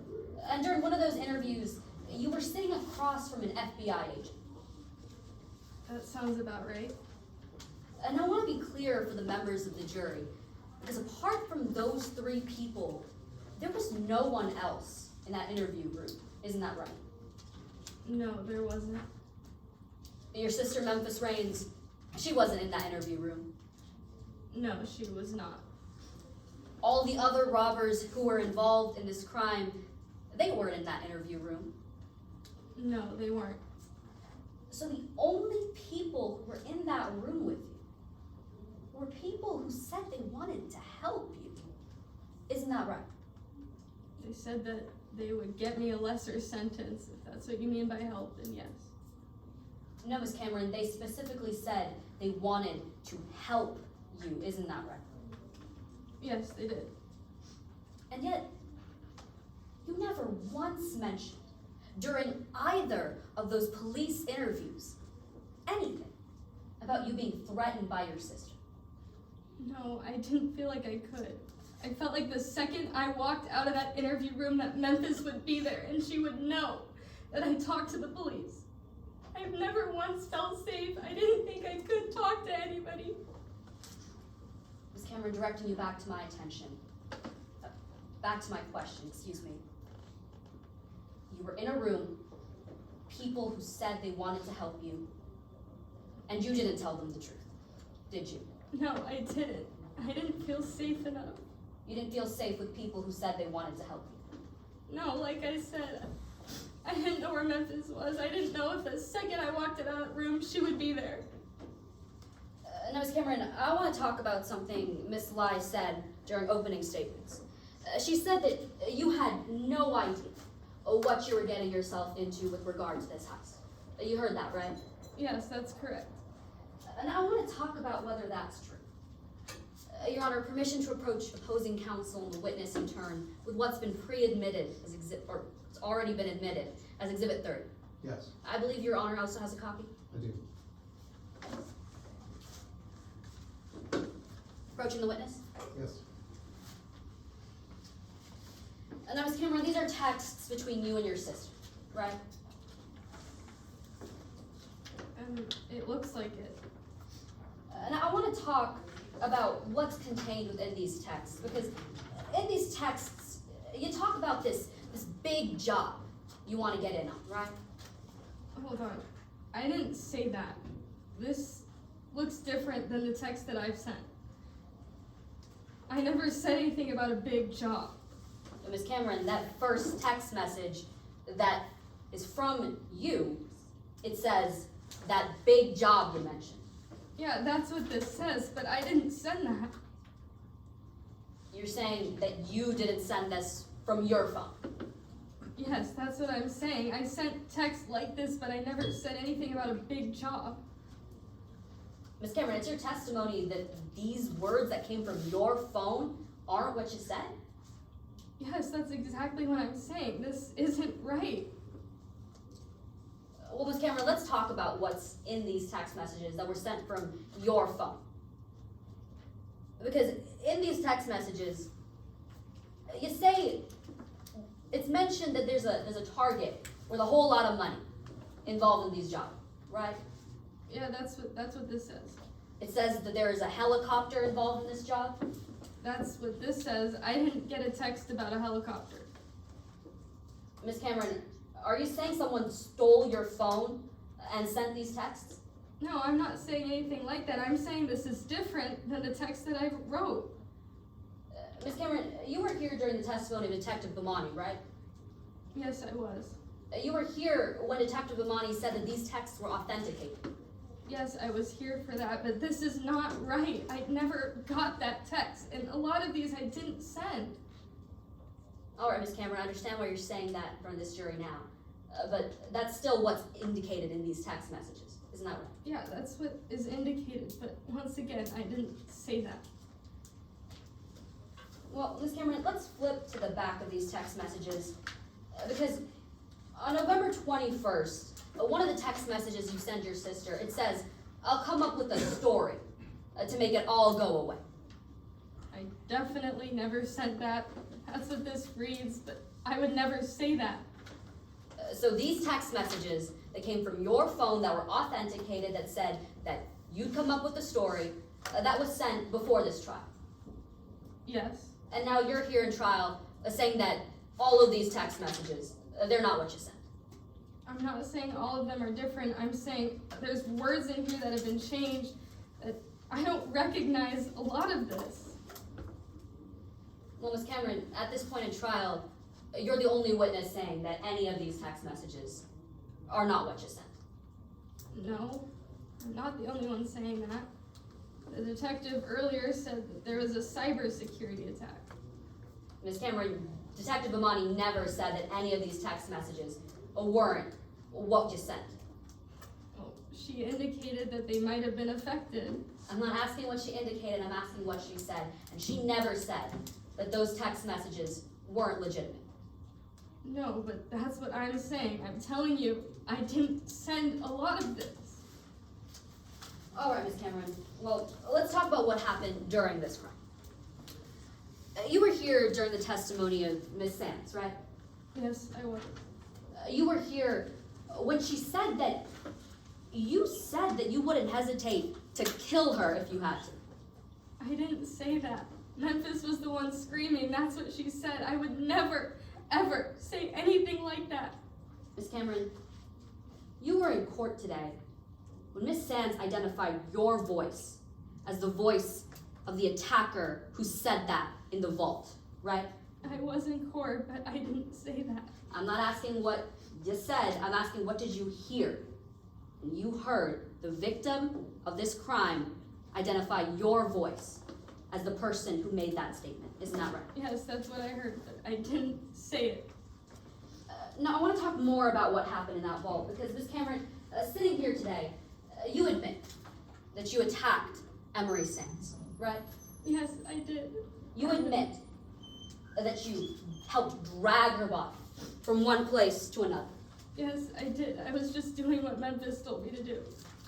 I want to talk about another thing that happened during this crime, Ms. Cameron, because you were here when Detective Bamani said that you were alone in a stairwell before this crime occurred, right? Yes, I was here for that. You were alone in that stairwell, Ms. Cameron, isn't that right? Yes, I was, but Memphis knows people. I didn't know how many people she knew at that gala. All I know is she has connections and she has the means. I didn't feel safe in that stairwell. I didn't feel like I could escape. Ms. Cameron, you're saying all these things about Memphis knowing people. There was no other person in that stairwell with you.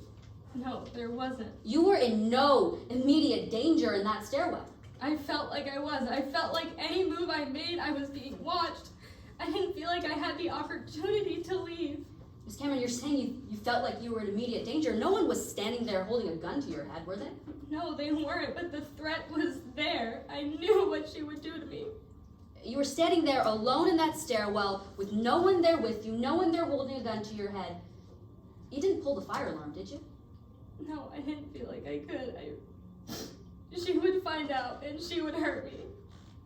Ms. Cameron, you didn't try to tip off the security guards, did you? No, I didn't. You didn't try to call the cops, did you?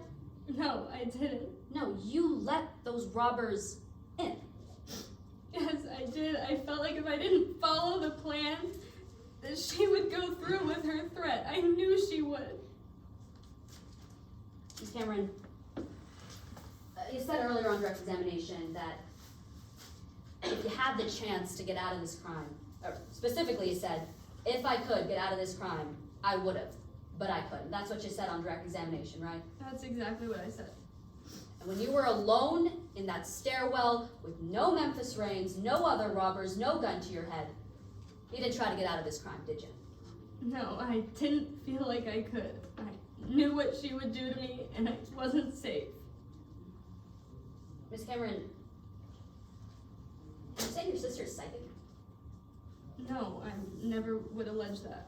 Are you saying your sister would just know what you're doing at any point in time, 24/7? I'm saying she had people and I was constantly being watched. That's what I'm saying. You were constantly being watched even though you were alone in that stairwell. Yes.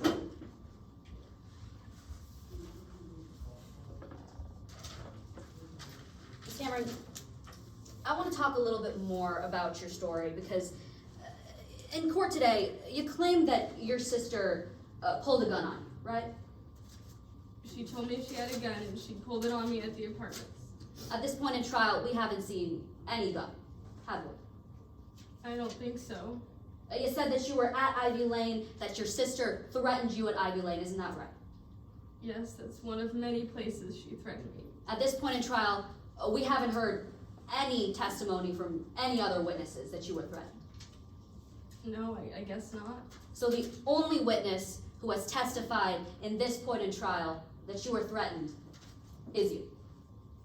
Yes, but people have heard me being threatened. People have seen it happen.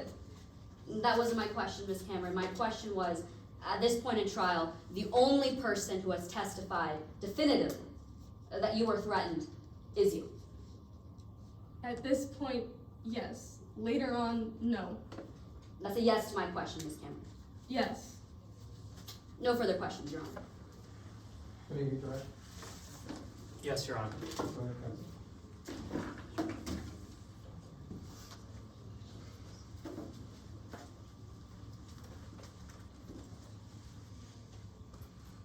Hi again, Poe. Hi. I just wanted to clarify a couple things and then I'll try and get you back to your seat as quick as possible. You remember talking about some text messages just now? Yes. You still have that copy in front of you, right? Yeah, I do. Your Honor, I'm approaching opposing counsel with a copy of the text messages just for my reference.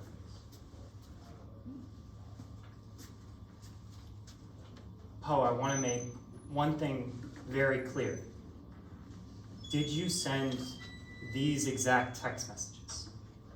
Not these exactly, no. And you were here in court today when you heard that these text messages could have been affected by a cyber security attack. Yes, I was here. I'm assuming that's what happened. Thank you. Your Honor, I have nothing further. Thank you, Counsel. Point of order, Your Honor, before this witness gets dismissed, we'd just like to read a stipulation onto the record. Okay, do I have that stipulation within my, let's call it my trial notebook? It should be there, Your Honor. Okay, and can you please allow me to point me in that direction as far as where I'm reading the stipulations? Of course, Your Honor. Is there a certain stipulation within that framework? Yes, Your Honor. Stipulation 6. If I may read onto the record. Chain of custody was properly documented for all exhibits, and all exhibits have been properly preserved prior to trial.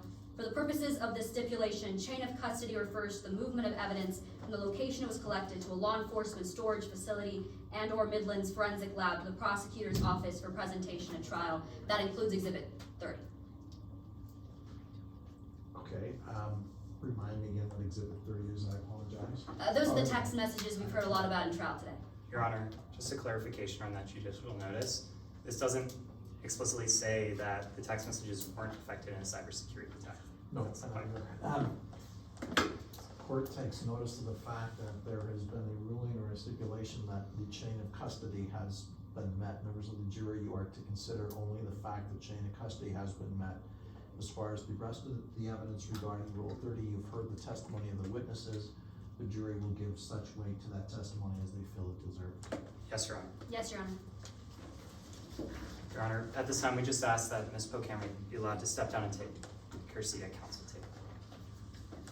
Should we do so? Thank you.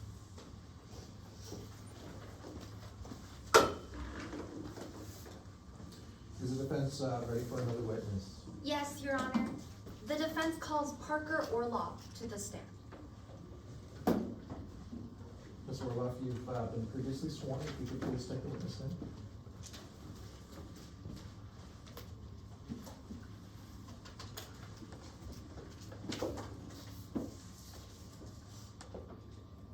Whenever you're ready, counsel. Yes, Your Honor. Good afternoon. Could you please introduce yourself to the court? Good afternoon. My name is Parker Orloff. I was born in Paris, but I moved here a couple years ago. Ms. Orloff, what do you do for a living? Oh, well, currently I work full-time managing my cat's Instagram page, Les 5 Jolis Chats, or the 5 Handsome Cats. You know, I love them so much. I carry them with me everywhere. Here they are. But it's yet to pay the bills, so I do work part-time catering on the side. Catering? Did you happen to work catering on October 31st? Yes, I did. And would you happen to be familiar with a Poe Cameron? I would. Paul lived in the same neighborhood as me for a couple of years, you know. I know her well enough to say hello or bonjour, but not much more than that. Well, I'd like to talk about the events of October 31st. What was your job that night? Well, I was working on serving, you know, bringing out the food, the drinks for the guests, keeping them happy, maybe a little tipsy, you know. Were you able to have a conversation with any of the guests that night? No, I was so busy, you know. There was well over 100 guests, so much work. I barely got the chance to say, good evening, bonsoir, do you want to follow my cats? None of that.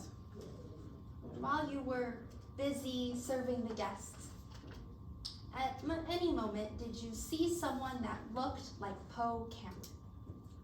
I did. I think I saw someone who kind of maybe looked sort of like Poe near one of the elevators. Well, what made you so unsure if that was Poe Cameron? Well, you know, at first they were facing the other way, and then they turned their head, but maybe only for like 2-3 seconds, and I only saw like half their face, the side face, how do you call it? The side profile of their face, and it was just so quick, you know. I'm not too sure. Were you able to identify this person based off of their voice? No, that was the other thing that was just so confusing to me. They spoke, they yelled at me, and I didn't recognize the voice. Well, what did you do after you saw that person? Well, I saw this person, some secret cosmos, something yelling, screaming, something about some podcast, something people that they saw, and I was like, okay, we can go to security if you're very nervous. While you were at the security office, did you see anything? Well, not the security office specifically, but I did see that the door for the vote, it was wide open, and that didn't seem right. Did you go into the vault? I did. Ms. Orlov, what did you see inside the vault? I saw this security guard laying on the floor, you know, bleeding and unconscious. It was terrible. I tried to use my apron and then stop the bleeding, but it didn't help. It just soaked through so quickly. Ms. Orlov, did you talk to the police about what you saw? I did. They came in later, and then somebody, Detective Bamani, came and interviewed me. Did Detective Balmani, during those interviews, talk about their investigation? I did hear them say something. I heard her say, don't bother tracking down all of the guests of the gala. And also, but I think this will be a closed case really quick. Objection, Your Honor, as to hearsay on that quote, don't bother looking for other people, et cetera, as well as in concern to the closed case. May I respond, Your Honor? Go ahead. There are two responses for these two statements. The first one, don't bother tracking down all the guests of the gala. Well, that's a command, and under Rule 801, hearsay is an out-of-court statement being used for the truth of the matter. This command does not have a truth value, and therefore this is not hearsay and is admissible. And to that second quote, but I think this will be a closed case really quick, that falls under hearsay exception 8031, present sense impression, that Detective Bonmani was describing the case as she was surveying the scene, as she was looking at Emery Sands, as she was looking at all the guests. I think that pertains more to the conclusion that was reached. I'm going to sustain the objection as to hearsay. Court does not find a hearsay exception in this matter. Move to strike, Your Honor. Jury, the last statement of the witness will be stricken. You are directed not to consider that statement. Your Honor, just to be clear, are both statements hearsay or just the last one? You gotta refresh my memory. I'm sorry, this judge is getting elderly. What was the first statement? I apologize. No worries, Your Honor. It was, don't bother tracking down all the guests of the gala. That is hearsay as well. The court's going to sustain that objection. Yes, Your Honor. Yes, Your Honor. Miss Orloff, did Detective Bonmani ever ask you whether you noticed if Poe Cameron was forced to be there? No, she never asked me anything like that. Keeping that in mind, I'd like to actually go back in time to a few weeks before the heist. Was there a time that you more definitively saw Poe Cameron? Yes, I saw Poe at this diner. You know, it's like this teeny tiny restaurant. Like they put a whole restaurant in this tiny little hole in the wall, and they, let me tell you, they have the best beignet, and I know a good beignet.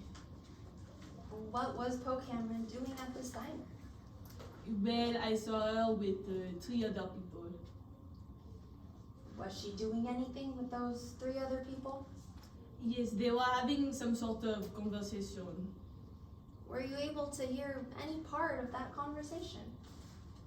Well, not most of it. I even tried to listen in very closely, you know, like use my cat ears and listen in, but I'm not sure I heard much. I just heard them start to yell, and then Poe looked kind of uncomfortable.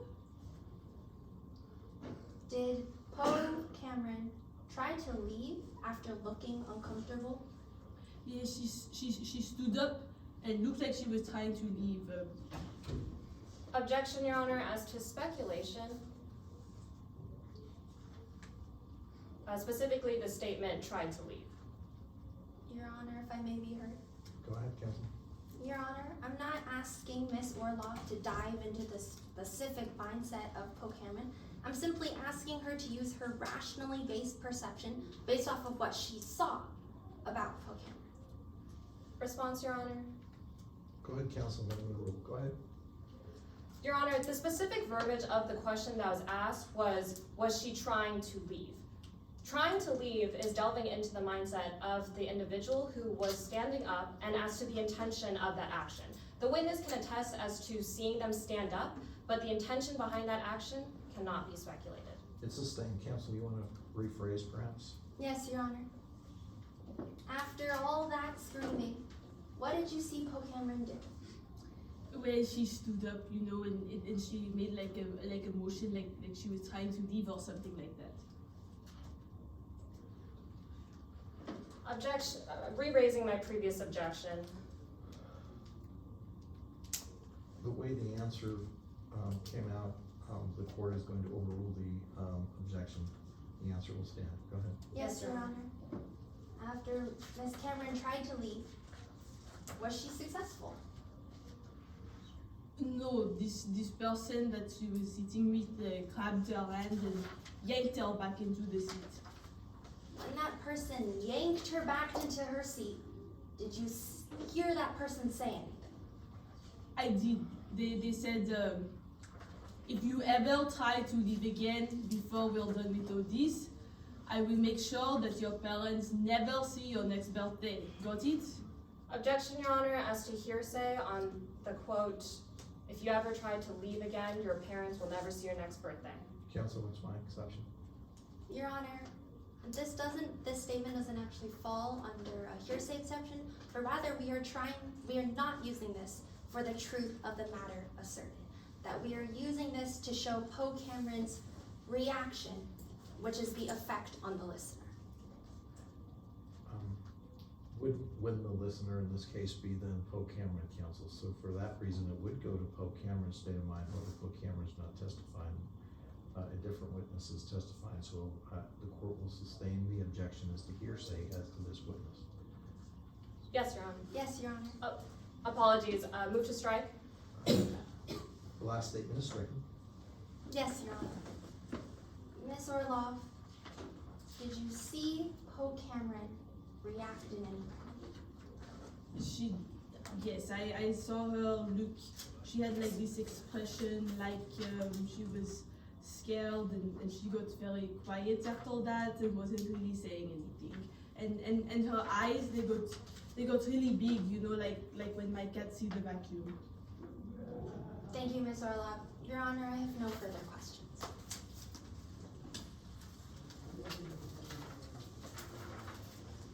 Anything further? Yes, Your Honor. Permission to proceed to cross-examination? Yes.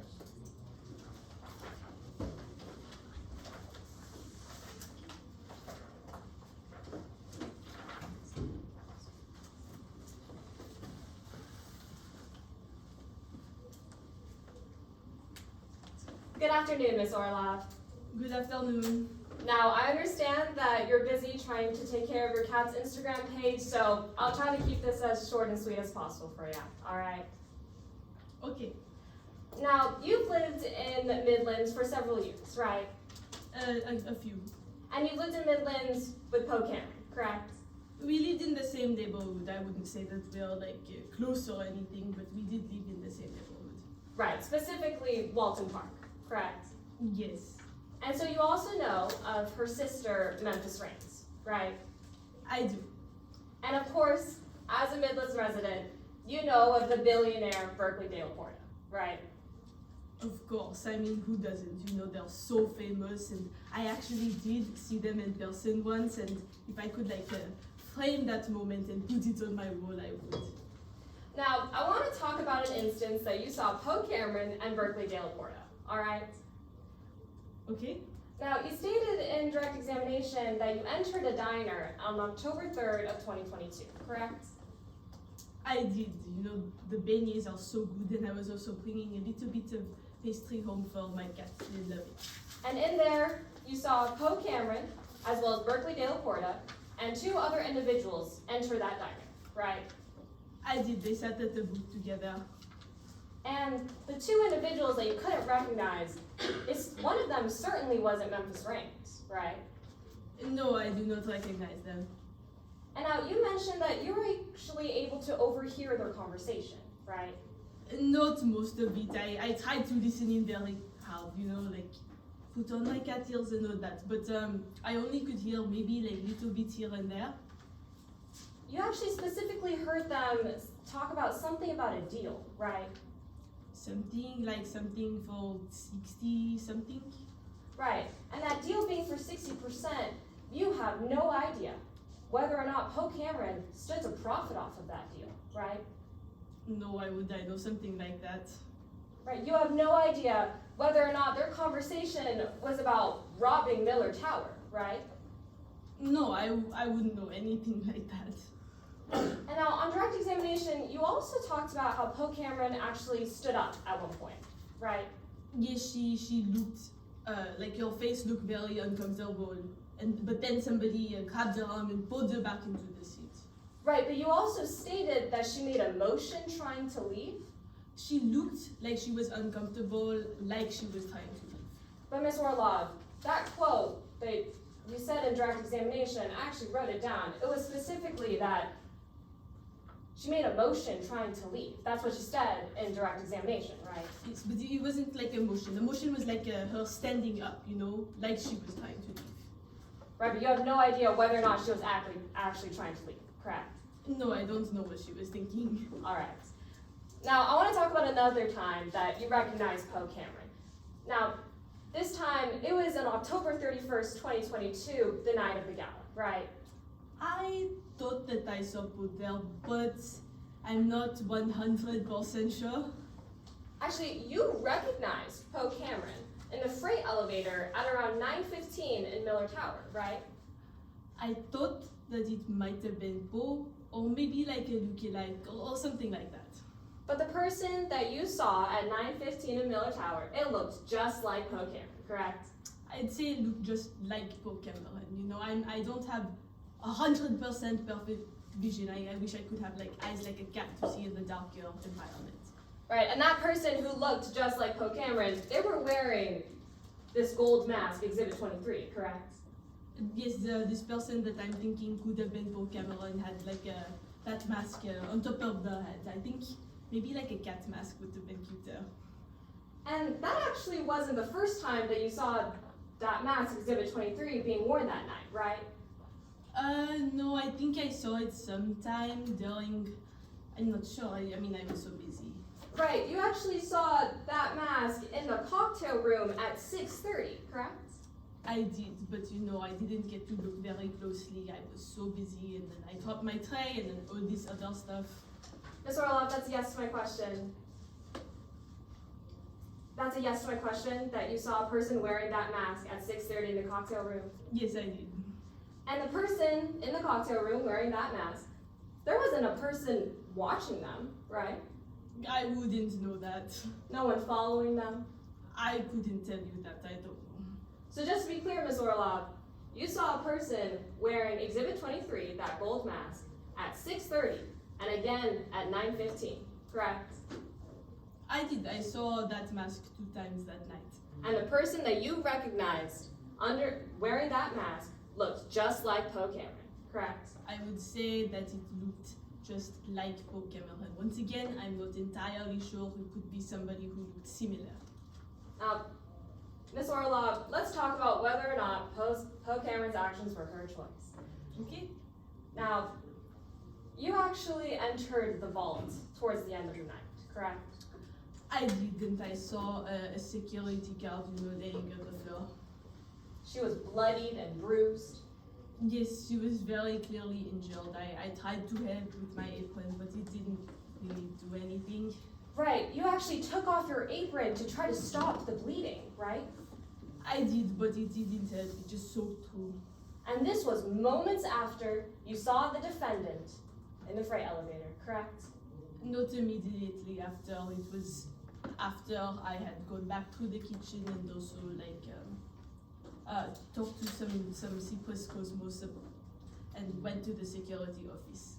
But Ms. Orloff, is that a yes to my question, that was moments after you saw Poe Cameron in the freight elevator, correct? Moments after maybe, but not immediately after. Thank you, Ms. Orloff. Your Honor, no further questions.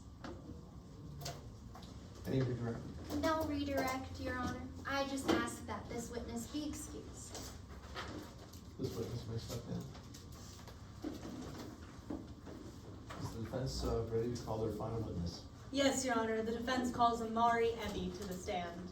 If that witness can come forward, that witness having been previously sworn, if they could please take the witness stand.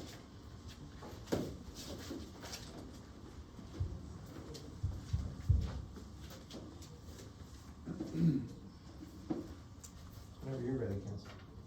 Good afternoon. Could you please introduce yourself to the court? Good afternoon. My name is Amari Ebby. Could you tell us what you do for a living? Sure. I'm a forensic scientist, criminologist, former lab director, and investigative advisor for the state of Midlands. In 2017, I founded my own firm, Con Era Forensic Services. Our firm aids clients in DNA and forensic analysis, as well as investigations into law enforcement investigations. What education do you have in those fields? I have my bachelor's in actuarial science and criminology from Midland State College of Science and Agriculture. And then I also have my master's in forensic science and my doctorate in clinical psychology from Midland State University. Well, Dr. Abbey, have you ever testified in court today? I have.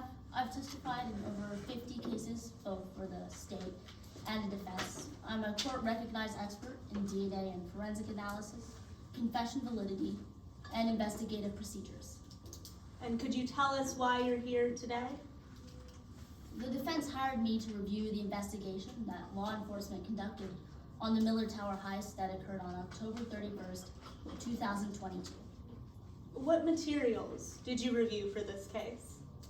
I reviewed the DNA and fingerprint reports, as well as the police report of the lead detective, Detective Kit Lamani, and Agent Sharberg. And then I also reviewed all the evidence and exhibits that they reviewed. How do you review those materials? I read and I analyze the documents, looking for law enforcement errors, the possibility of DNA transfer, and then whether or not the laboratories followed appropriate procedures. Are those standard methods in your field? They are. And you applied those methods reliably? I did. I applied them the same in this case as I do in all my others. Now that you've told us a little bit about yourself, I'd like to talk about something you mentioned, Poe Cameron's involvement in this case. Do you know how Poe came to be a suspect in this case? It's a bit unclear. At first, there's DNA evidence found at Miller Tower that linked Memphis Raines, Poe's sister, to the scene. When Detective Monty couldn't locate Memphis Raines, they ended up interviewing Poe Cameron. Do you believe Detective Botmani's actions were appropriate? What concerned me is that Poe Cameron's focus on, Detective Botmani's focus on Poe Cameron and Memphis Raines, it appears to be based on prior connections to the family. In the interrogation, Detective Botmani notes disappointment at finding out that Poe Cameron had a criminal record. They also note that they arrested Memphis Raines multiple times. Personal connections as a detective, it can be problematic. Could you tell us more about that interrogation you mentioned? Yeah, that interrogation, it reminded me of a other case I once worked on, where an older sister convinced her younger brother to commit a crime by threatening her partner. In this case... Objection, Your Honor, more prejudicial than probative, if I may. Go ahead, counsel. This witness is testifying to the fact that another case she worked on reminded her of this case. To bring that up, to draw any connection or similarities between the two, is far more prejudicial than it is probative. We have no foundation for what that case was about, the details of the case. To draw similarities and conclude that's why she's making the conclusions today, that's more prejudicial than probative. May I respond? Yes. Your Honor, this witness is simply laying foundation to why she went about her investigation to Detective Botmani the way she did, and why she believes that Detective Botmani may have had a flawed investigation. This is not substantially more prejudicial than probative. She's simply explaining her process and investigation. Well, the witness has been deemed an expert and is allowed to use hearsay, other information in formulating an opinion. The specific information regarding an investigation regarding other people at another time, at another place, is not relevant in terms of the facts and her analysis in this case as far as presenting that information to the jury. So the objection to that is sustained. Yes, Your Honor. Could you tell us a little bit more about that interrogation? Yes, in that interrogation, Poe Cameron seems to start to suggest that she was forced by Memphis Raines into committing the crime. But upon my review of Detective Botmani's investigation, there doesn't seem to be any follow-up on that. What would this suggest?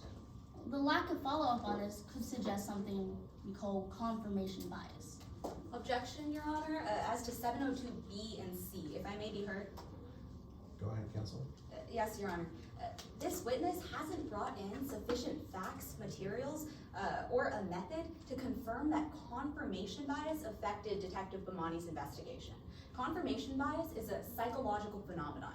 We haven't heard any testimony about materials she reviewed that showed Detective Botmani's psychological state or what emotions led them to make certain decisions. May I respond? Go ahead, Counsel. Your Honor, this witness has stated that they reviewed Detective Bomani's report, Agent Burke's report, and all of the evidence that both of them reviewed. They have sufficient facts and data to be an expert on confirmation bias. Additionally, they have discussed their method, how they review these documents. While there is no official name to this method, there does not need to be an official name. They have explained their method and that it is reliable. Counsel, last word, and then another rule. Yes, Your Honor. Detective Bomani and Agent Scharberg's reports go specifically to what evidence they collected, how they collected it, and who they interviewed. It doesn't delve into their mindsets or their emotions or anything that could relate to them experiencing confirmation bias. This court, having done a Rule 7 admissibility regarding this testimony, the parties would have to lay the necessary foundation as to the methodology and confirmation bias. I'm going to sustain that, lest the defense can lay some additional foundation as to confirmation bias and whether that's generally acceptable within the scientific community. Yes, Your Honor. Yes, Your Honor. Now, this term confirmation bias, how does that relate to the education you received? As I mentioned earlier, I have my bachelor's in criminology and my master's in forensic science, as well as a doctorate in clinical psychology, where we learn about certain psychological phenomena. Additionally, I am a court-recognized expert on the occasional psychological opinion that would include confirmation bias. So you were able to tell us about confirmation bias and if there were signs of it in the investigator's investigation? I am. You can think of confirmation bias as when an investigator focuses on only one single thing or suspect. This causes them to become blind to other options or explanations. They develop this type of tunnel vision where they'll interpret all new evidence as proof of a suspect's guilt. Do you have any other way to explain confirmation bias to us? I do, if you have a piece of paper. May I approach the witness with a blank sheet of paper? Yes. All right, Dr. Abbey, what is this? This here's a pen. As you can see, it's black. Based on your prior experiences, you'd assume this writes with black ink. If you don't test it, you've fallen victim to confirmation bias. You made an assumption based on your past experiences. As you can see here, this pen actually writes with orange ink. And how does that show confirmation bias? It shows confirmation bias because you expect this black pen to write with black ink, but instead it writes with orange ink. And how does that relate to Poe Cameron in this case? In this case, Detective Bomani assumed that Poe Cameron was involved. Objection, In fact, Your Honor. As to 702B, if I may be heard. Go ahead, Counsel. Yes, Your Honor. The foundation that opposing counsel laid went specifically to this expert's qualifications and education. We still haven't heard any sufficient facts or data that this expert relied upon in this case to determine that confirmation bias was a factor. As to that, the way that objection was phrased, I'm going to overrule the objection. Go ahead. Yes, Your Honor. So how does this relate specifically to Poe Cameron? Detective Bomani, in the first interrogation of Poe Cameron, accuses Poe Cameron of being involved even though there wasn't any evidence against Poe Cameron yet. That suggests confirmation bias. And now that we've talked about confirmation bias, I'd like to talk about the possibility that Poe was threatened. Was there any evidence of threats? Yes, in my review of the investigation, reviewing different witness statements, I did find evidence of threats against Poe Cameron. And what was that evidence? The evidence was a witness saw Poe Cameron being threatened. Could you tell me a little bit more about that witness? That witness was Parker Orlov. Parker Orlov saw Poe Cameron in a diner being yelled at and yanked back down when they got up to leave. Was there any evidence of... Objection as to speculation. The objection is overruled. Go ahead. Yes, Your Honor. Was there any other evidence of threats? In this investigation, there was. In fact, Emery Sands heard someone threaten Poe Cameron, and then that was when Poe Cameron assaulted Emery Sands.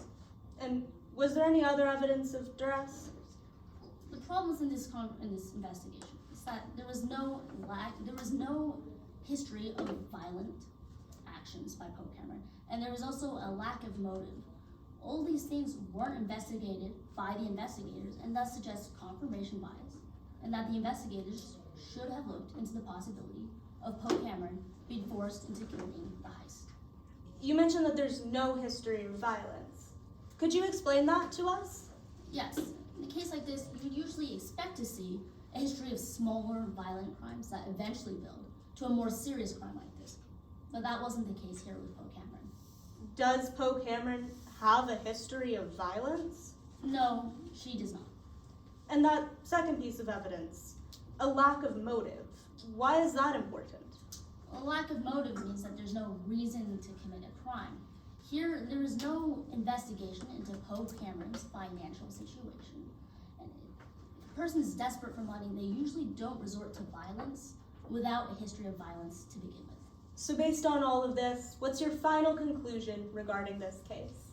My final conclusion is that the investigators should have investigated more into the possibility of whether Poe Cameron was coerced to participate in the heist. Thank you, Your Honor. I have no further questions. Cross-examination. Yes, Your Honor.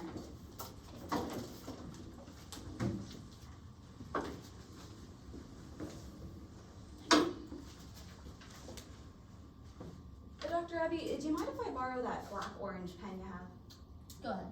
Thank you, appreciate it.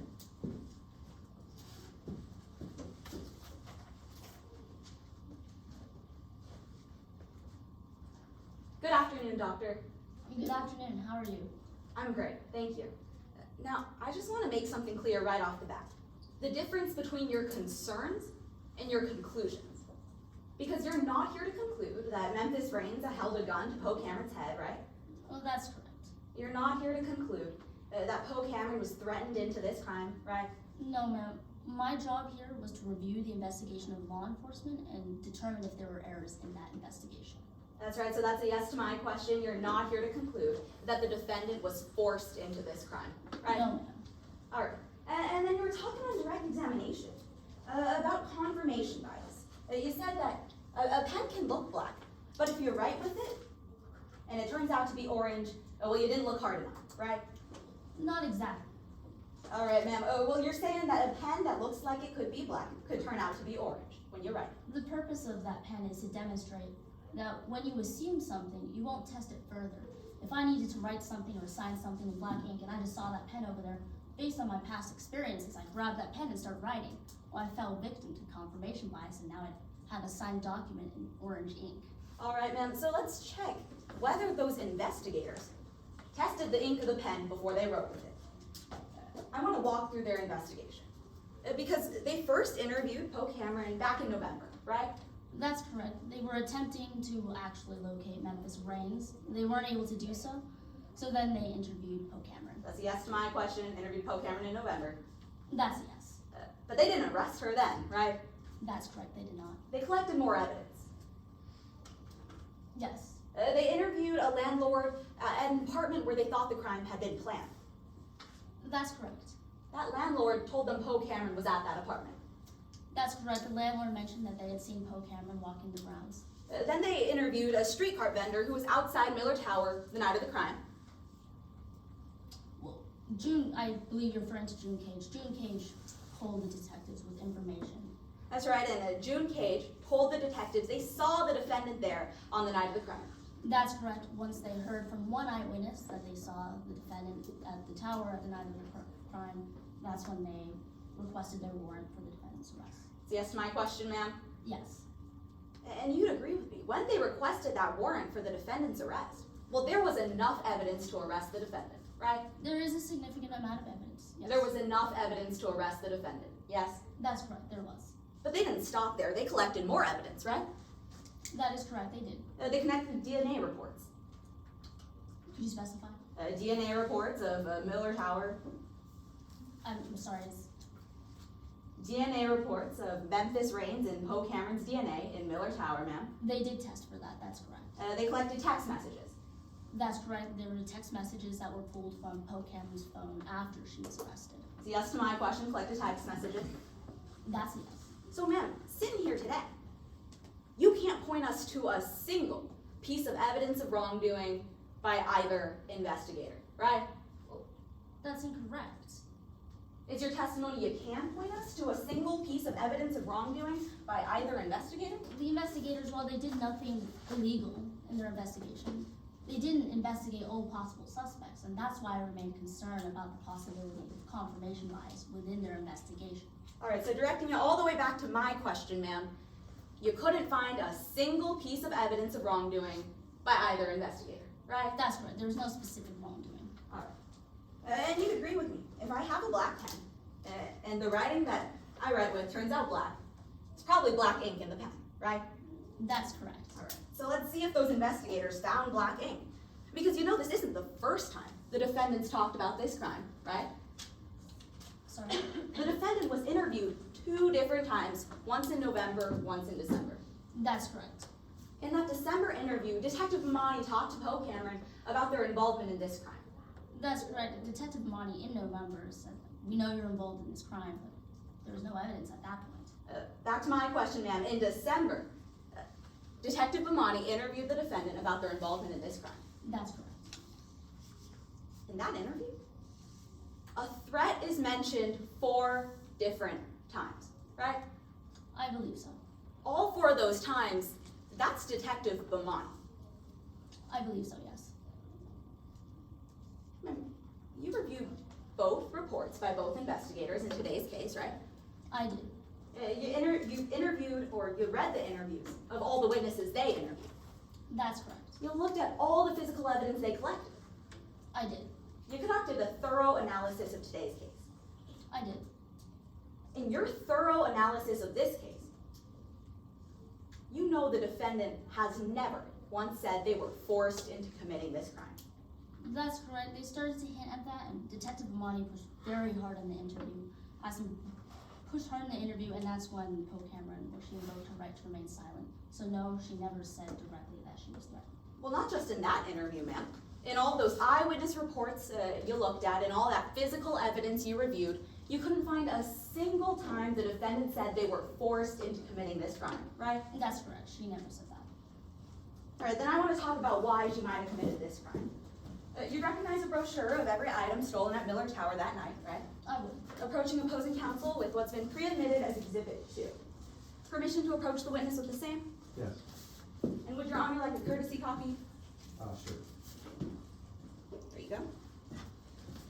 Now, Dr. Ravi, in this brochure is everything those robbers took, right?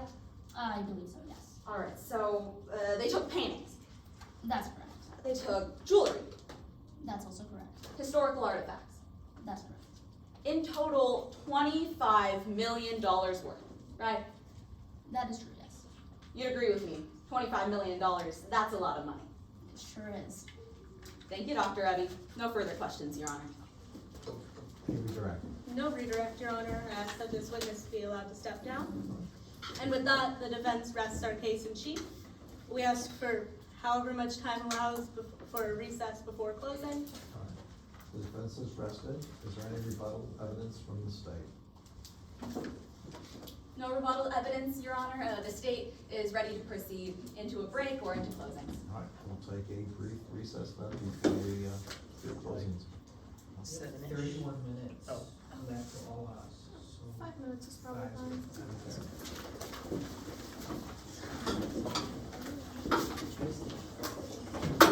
Just need one.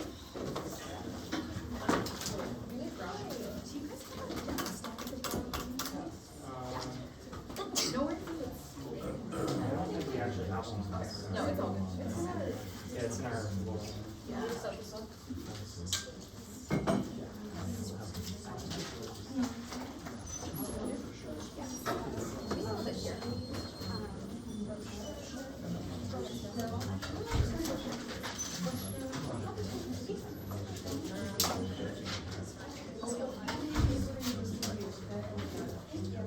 Yeah. Because they are.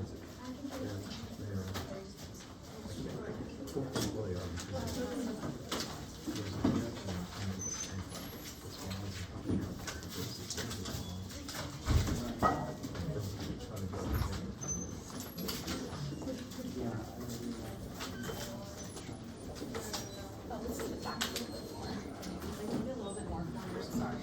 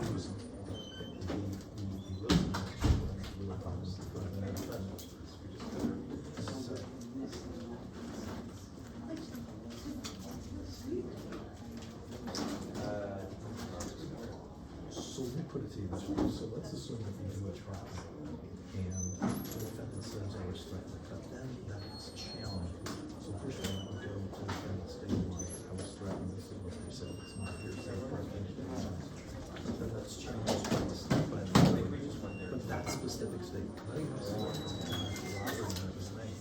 Oh, yeah. Well, just tell it to me. Okay. Because it's not improperly bolstered. Do you understand what I'm saying? Yes. Because now it comes in, because it's saying that they're challenging that, you know.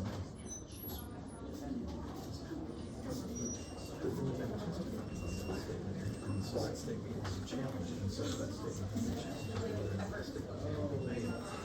Now it's inconsistent,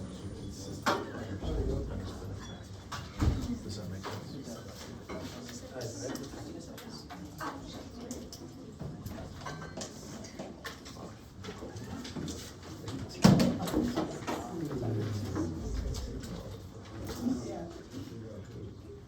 All right,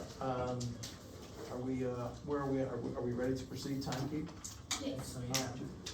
We are, back in session, State versus Poe Cameron. The state is, present, the defense counsel are present, members of the jury are present, you can all be seated. All right, this is the time for, closing argument. Is the state ready to proceed? Yes, Your Honor, the state is ready to proceed. State, you may proceed. Yes, Your Honor.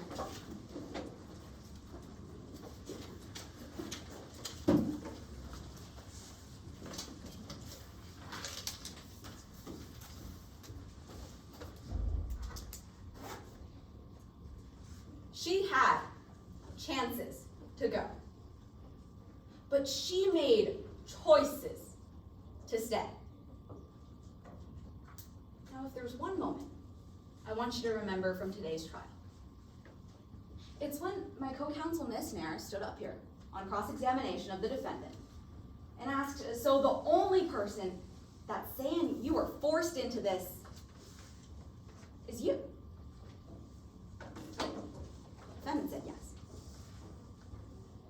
That's a problem for the defense. Because when you beat a woman unconscious, drag her body, use it to get a couple pieces of jewelry for yourself and leave her for dead, well, you don't just get to say, someone told me to do it, and go home. The law demands more. That's why we've charged the defendant on 2 counts today: aggravated assault and kidnapping.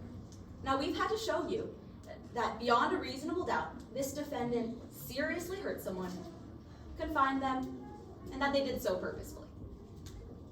We proved that for you today. We proved it for you when the defendant took that stand, told you that much herself. We met our burden. But when the defense walked into this courtroom, said she did it, but she was forced to, well, they took on a burden of their own. At that point, it wasn't enough for them to ask questions about our case. They had to prove you one of their own. They couldn't just prove that more likely than not she was threatened. They had to show you that more likely than not, that threat, 1, had an immediate danger. 2, not a single reasonable way to escape. And 3, that caused her to commit this crime. And they just weren't able to do that for you today because they couldn't prove a single element of duress. Oh, well, let's take that one at a time. Let's walk through how they failed to meet each and every one of those elements. Well, first, they had to prove to you that there was an immediate danger linked to this threat. Now think about the story they told you. They told you that for 2 months, Poe Cameron was threatened by her sister with a threat of death to commit a multi-million-dollar heist. Members of the jury, ask yourselves, if that story were true, what type of evidence would you expect to see? Well, maybe you'd expect to see some text messages where Memphis Reigns actually threatened the defendant. Maybe you'd expect to see the gun that defense counsel said Memphis Reigns used against her sister. Maybe you'd expect to see a reason why Memphis Reigns, a criminal the defense is trying to tell you was powerful enough to keep continuous watch over her sister, needed an inexperienced 19-year-old kid to commit this multi-million-dollar heist. What's so astonishing about this case today is that they couldn't bring you a single shred of that evidence. The only people that could was us, the prosecution. Because we showed you some text messages. Some text messages between the defendant and her sister. Text messages that defense counsel tried to tell you were washed away in a cybersecurity attack and altered. Why? Why have they been putting so much effort into trying to tell you these aren't real? Well, it's because if you look at these text messages, well, they mention a helicopter, a big payday, a mask. This reads like a checklist for the crime. So the defendant volunteered to join the crime, was sent a checklist of things to do, and did every single thing on it. But that brings us to the second element that they couldn't prove for you today. That there wasn't a single reasonable way to get out of this. Members of the jury, is that what you heard in trial? Is that what you heard from the witnesses? Because I didn't. I heard Cypress Cosmos say that the defendant, well, she was alone in the ballroom for 3 hours before that crime. Then Detective Bamani said that she was in the rooftop stairwell alone during the crime. And for the entirety of the crime, well, she didn't try to tip off a security guard, to call the police, to pull a fire alarm. No, she did nothing at all. That was her chance to go. And it was her choice to stay. But that brings us to the third element defense counsel just couldn't prove for you today. That caused the defendant to commit this crime. Do you remember what she's on trial for today? It's not shoplifting.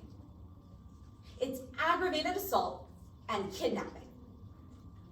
So you'd think, surely she did the bare minimum, right?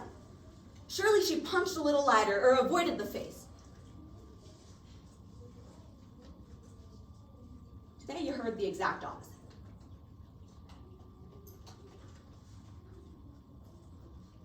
This crime, it was sadistic. It was excessive. And it was inexcusable.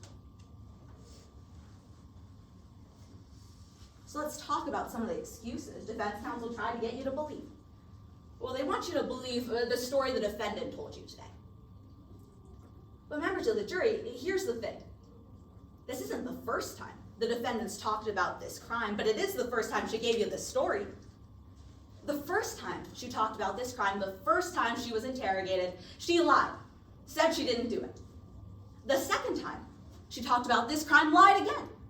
Now, today, she's on trial for 2 felonies, and this is the first time she's telling you she was forced to commit them. I want you to ask yourselves one simple question. What reason has the defendant given you to start trusting her today?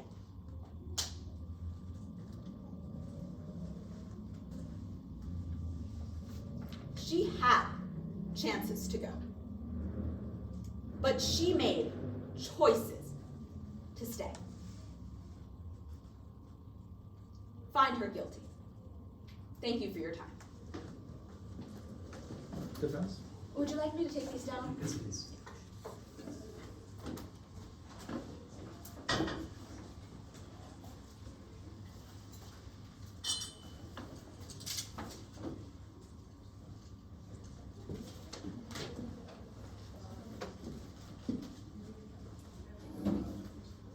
Closing argument. Yes. When she found out she wanted out. Imagine someone hopeless. Think about how they feel. Probably thinking that they're scared, anxious, and afraid. Their confidence is dwindling. Their heart is probably racing and pounding, and they're losing control. Because that's what hopelessness is. It's a loss of control. It's somebody that's gripping at the steering wheel of a car that's already 10 feet off a cliff. And our justice system, it doesn't punish people that aren't in control. Now today we brought you the case of someone that was hopeless, someone that wasn't in control, somebody that couldn't make a choice.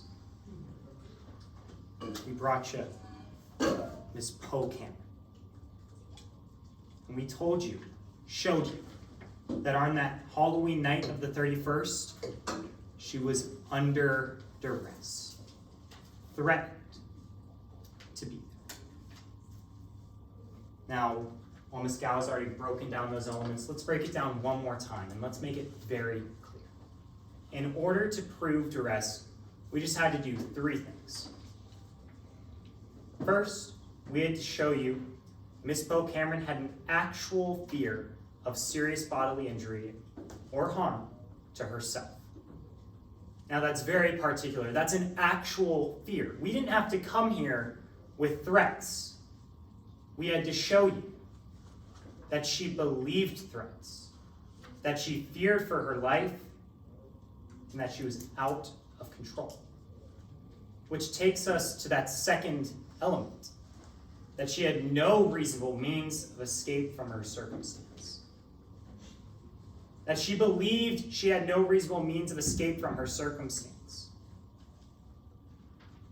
And that last element, that third element, that because of all of that, she committed the crime, and we're here today. So let's take those charges one by one.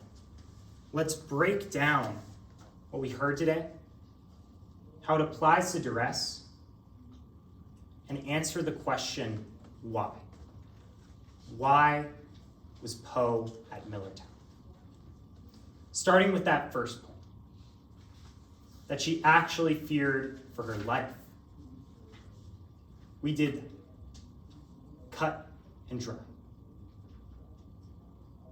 We called Miss Poe Cameron to the stand today to tell you what was actually going through her mind, what she was actually thinking. She came in here and she told you how she got involved. Told you about when she found out what was actually happening. She told you that Memphis did the unthinkable, threatened her life. But it wasn't just her that told you that. No, Parker Orlov also took that stand. Told you about a scene at a diner when Poe looked uncomfortable, nervous. There was talk of a deal going on, and she wasn't saying a word. So she tried to leave, tried to get out, take control of the situation. She made a choice in that instant. And you know what happened? She was dragged down, put back into her seat, and told to stay. That's not a woman that's in control. We met that first charge. Now that second element of duress, that she had no reasonable means of escape from her circumstance. Well, that's the whole thing the prosecution has been trying to attack in today's case. They look at that time in the stairwell and they're telling you that she could have left, that she could have gotten up and leave. They're looking at that time in the gala lobby and telling you she had 3 hours to do whatever she wanted. But they didn't tell you that Poe was in that gala lobby. They told you that a gold mask was. A gold mask on Halloween. We're supposed to narrow it down and just assume that that's Poe Cameron. Assume that they did have 3 hours to leave. That's not what Poe told you. She took the stand and told you that she wasn't there for 3 hours. She was escorted to the building. That's because Memphis knew she was a loose end. That's because Memphis wasn't willing to take a chance, wasn't willing to give Poe a choice. She didn't have any reasonable means. And that takes us to our third point, that because of all of that, she committed the crime. Now the prosecution, while they might have answered the here, or the where, what, why, when, they neglected one question. The investigators neglected one question, and that was the why. Detective Balmani told you about those text messages. Their silver bullet, what they think is the end-all be-all that Poe wanted in and didn't want out. But Detective Balmani told you that those texts could have been affected by a cybersecurity attack. Poe told you she never sent anything like that. Members of the jury, that's not clear and convincing. That's not showing us that those texts are authentic. That's not bringing us any closer to determining the why. But that was good enough for Detective Balmani. Because Detective Balmani, they turned a blind eye to that possibility. They didn't consider that those texts weren't authentic, that those texts weren't affected. They used those texts to determine that Poe only wanted in. We met every single element today. We met it by a preponderance of the evidence. We came in here starting at the 0, and we walked you to the 50. Because we answered the why. Even though Detective Balmani sat there and made the choice to neglect evidence, doesn't mean you have to. Dr. Ebby told you she wanted more. She wanted the investigators to go the extra step, to look into the possibility of duress, to not push too hard, to consider all the evidence. But they didn't. The prosecution is coming here with a puzzle. And they're asking you to fill in the gaps in the case that you present. They're asking you to make assumptions, to assume the why, to think that the ink is black on the inside. But that's not your job. Your job isn't to make assumptions, it's to judge what they actually showed you. And we showed you the evidence. We called Poe to the stand for that. We called Parker Orlov to the stand for that. We called Dr. Ebby to hold them accountable. So now, as Miss Cameron sits there, an innocent woman, just as Miss Lai told you about, the prosecution has had all of today's case to convince you otherwise. But only you, members of the jury, actually have the power to change that. So find the only verdict the evidence points towards, find her not guilty. Thank you. Thank you, counsel. Members of the jury, the matter has now been submitted. Will have my clerk take you into the jury deliberation room. Point of order, Your Honor. Okay. In this jurisdiction, we actually have an allocated time for rebuttal. Oh, I'm so sorry, counsel. I didn't give you an opportunity. I'm sorry for being remiss. Go ahead, counsel. Yes, Your Honor. Can I get a time check? Yes, you have 57 seconds. All right.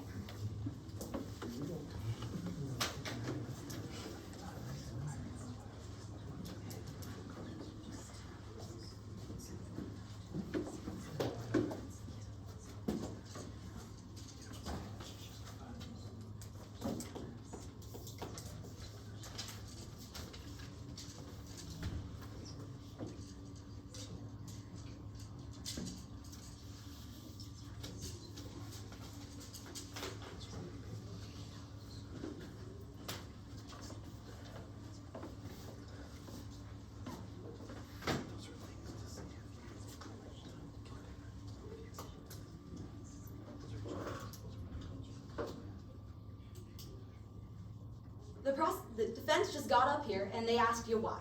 Why the defendant committed this crime. They tried to make you believe that she was forced into it, but what evidence did they bring you? Well, they brought you 2 clipped off threats that they're trying to tell you were life or death situations. They brought you an analyst who couldn't conclude those investigators did anything wrong, and they brought you the word of someone who's been dishonest since the beginning of this investigation. We showed you. We showed you 25 million reasons why. Why, when the defendant found out, she asked to get in. She had chances to go, but she made choices to stay. Find her guilty. Thank you for your time.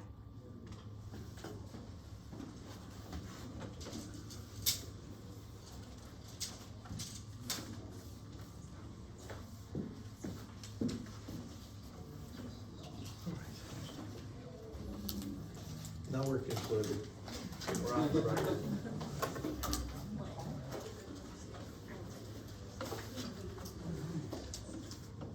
Well done, everybody, well done.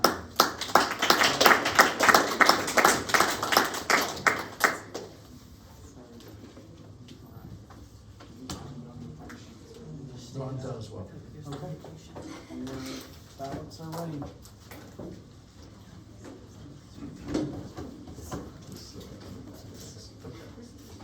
Right.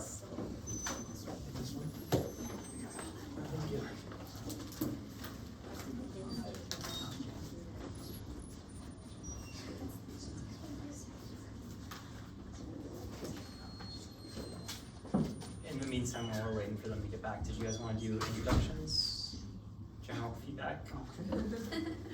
So my name is JD Denny. I am a criminal defense attorney. I work for the Maricopa County Public Defender's Office.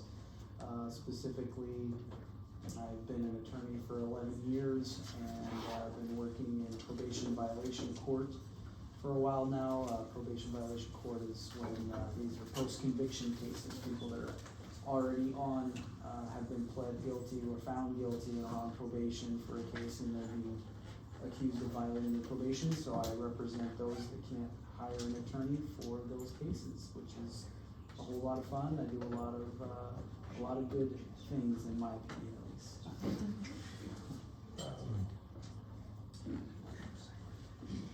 My name is, it's Ray Schumacher. I'm Judge Ray Schumacher. I don't play one on TV, but I am a judge in real life. I spent a good majority of my practice as a criminal defense attorney, private defense. Tried I think almost every type of criminal case you can think of, from first degree, second degree, manslaughter, sexual assault, molestation, armed robbery, aggravated assault. So I have lots of experience in criminal defense. I've probably done about 75 or 80 serious felony jury trials. I've done quite a few misdemeanors. I sit on a misdemeanor bench right now. I work for the City of Mesa Municipal Court, where I hear nothing but misdemeanors. So we're limited in terms of number of trials.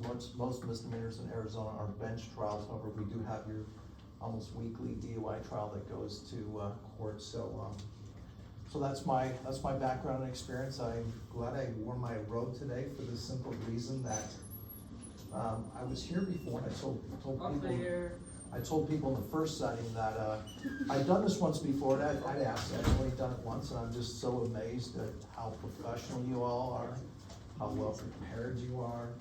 I'm just really astonished. You do such great work, and I am just, like I said, it's just wonderful to hear you all. I would have never guessed the first time I had done this. Obviously, I know coming in that you are not at least law students at a very minimum. So I say congrats to you and to your mentors or your teachers or your faculty, whatever you call them, professors, whoever assisting you, because great job to all of you. So anyway, the reason last time I was here, wasn't here, we were in Superior Court downtown, and they told me to bring my robe, that we would be on the bench, we'd be wearing robes, and so I came sort of underdressed, and I saw all you looking in suits, and I'm like, oh my gosh, I can't just walk up there like this. I thought I was supposed to bring this, so I'm glad I did, so I could hide my Chevy wardrobe compared to you all. You all look good.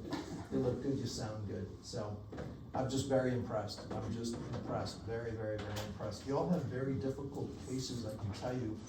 even though, so anytime you talk about 702 evidence, that's doubter, anytime you talk about that, I mean, it's more complicated, and so what you don't realize is some of your objections from a purely legal perspective are a lot more difficult than what you think, because I'm thinking about 10, 12 different things as you're making your objections. I go, wow, they're working with 702, and you know, it can be more complicated than that, especially this is one thing I've not heard of, this confirmation bias in testimony, and so, you know, how does that even come into evidence, right, under 702? I'm not saying it doesn't, but very complex, very complicated. I thought you all just handled it in a great way.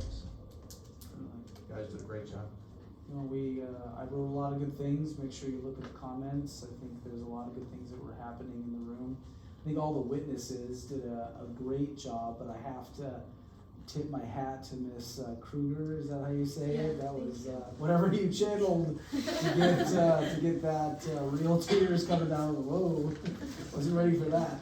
But no, I think you guys did a great job, generally speaking, and I tried to give you as much feedback as I did on the comments box. You guys are done for the weekend, but you have more competitions coming up. Is that correct? Or are you done? So, yeah. We're done over here. So just let you know, I didn't write a lot of comments because I want to pay attention more so to what you're doing, because I have to pay attention to that. So I would be happy to give you any feedback if you ask individually. But where are you all from? We're from UCLA. You're from where? UCLA. UCLA. I thought I saw a group earlier from UCLA. Did I not? You did. Yeah. We have two. So. And we're from ASU. From ASU. Nice. Wow, you're local. Wow. Okay, can I have my form back? No. No, I'm not so. We'll be right back. No, so. Anyway, no, great job. Great job. You guys do an awesome job. So, you made me think, so. Indeed. You made me think up here, so it's not something I wanted to necessarily do on a Sunday. Thank you so much. Good, and so. You guys have any specific questions or anything like that? Like I said, we'd be happy to hang out for a couple minutes if you guys want. But thanks. Of course, thank you. Thank you for judging.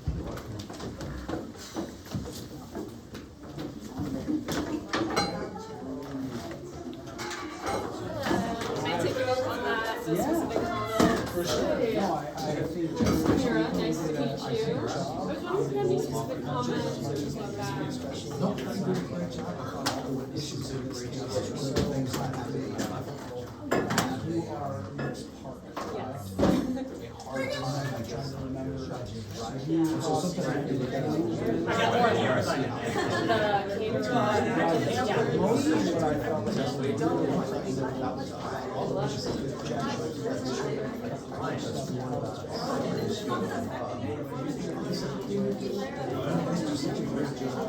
so it's a real hard thing to sort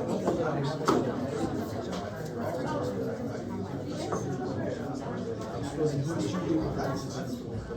Cosmos. yeah, definitely. I did enjoy that dialogue. You have a very good presidency. Without being too big, because you always Thank you so much for presiding. Thank you so much. I really appreciate your time here. very much enjoyed the character. Samira, nice to meet you. Thank you. Yeah, that was good. That was great. Are you, so do you just are you part of the team? I'm part of the team. Oh, that's great. I wish I could have seen your action as far as being an attorney, but I didn't know anything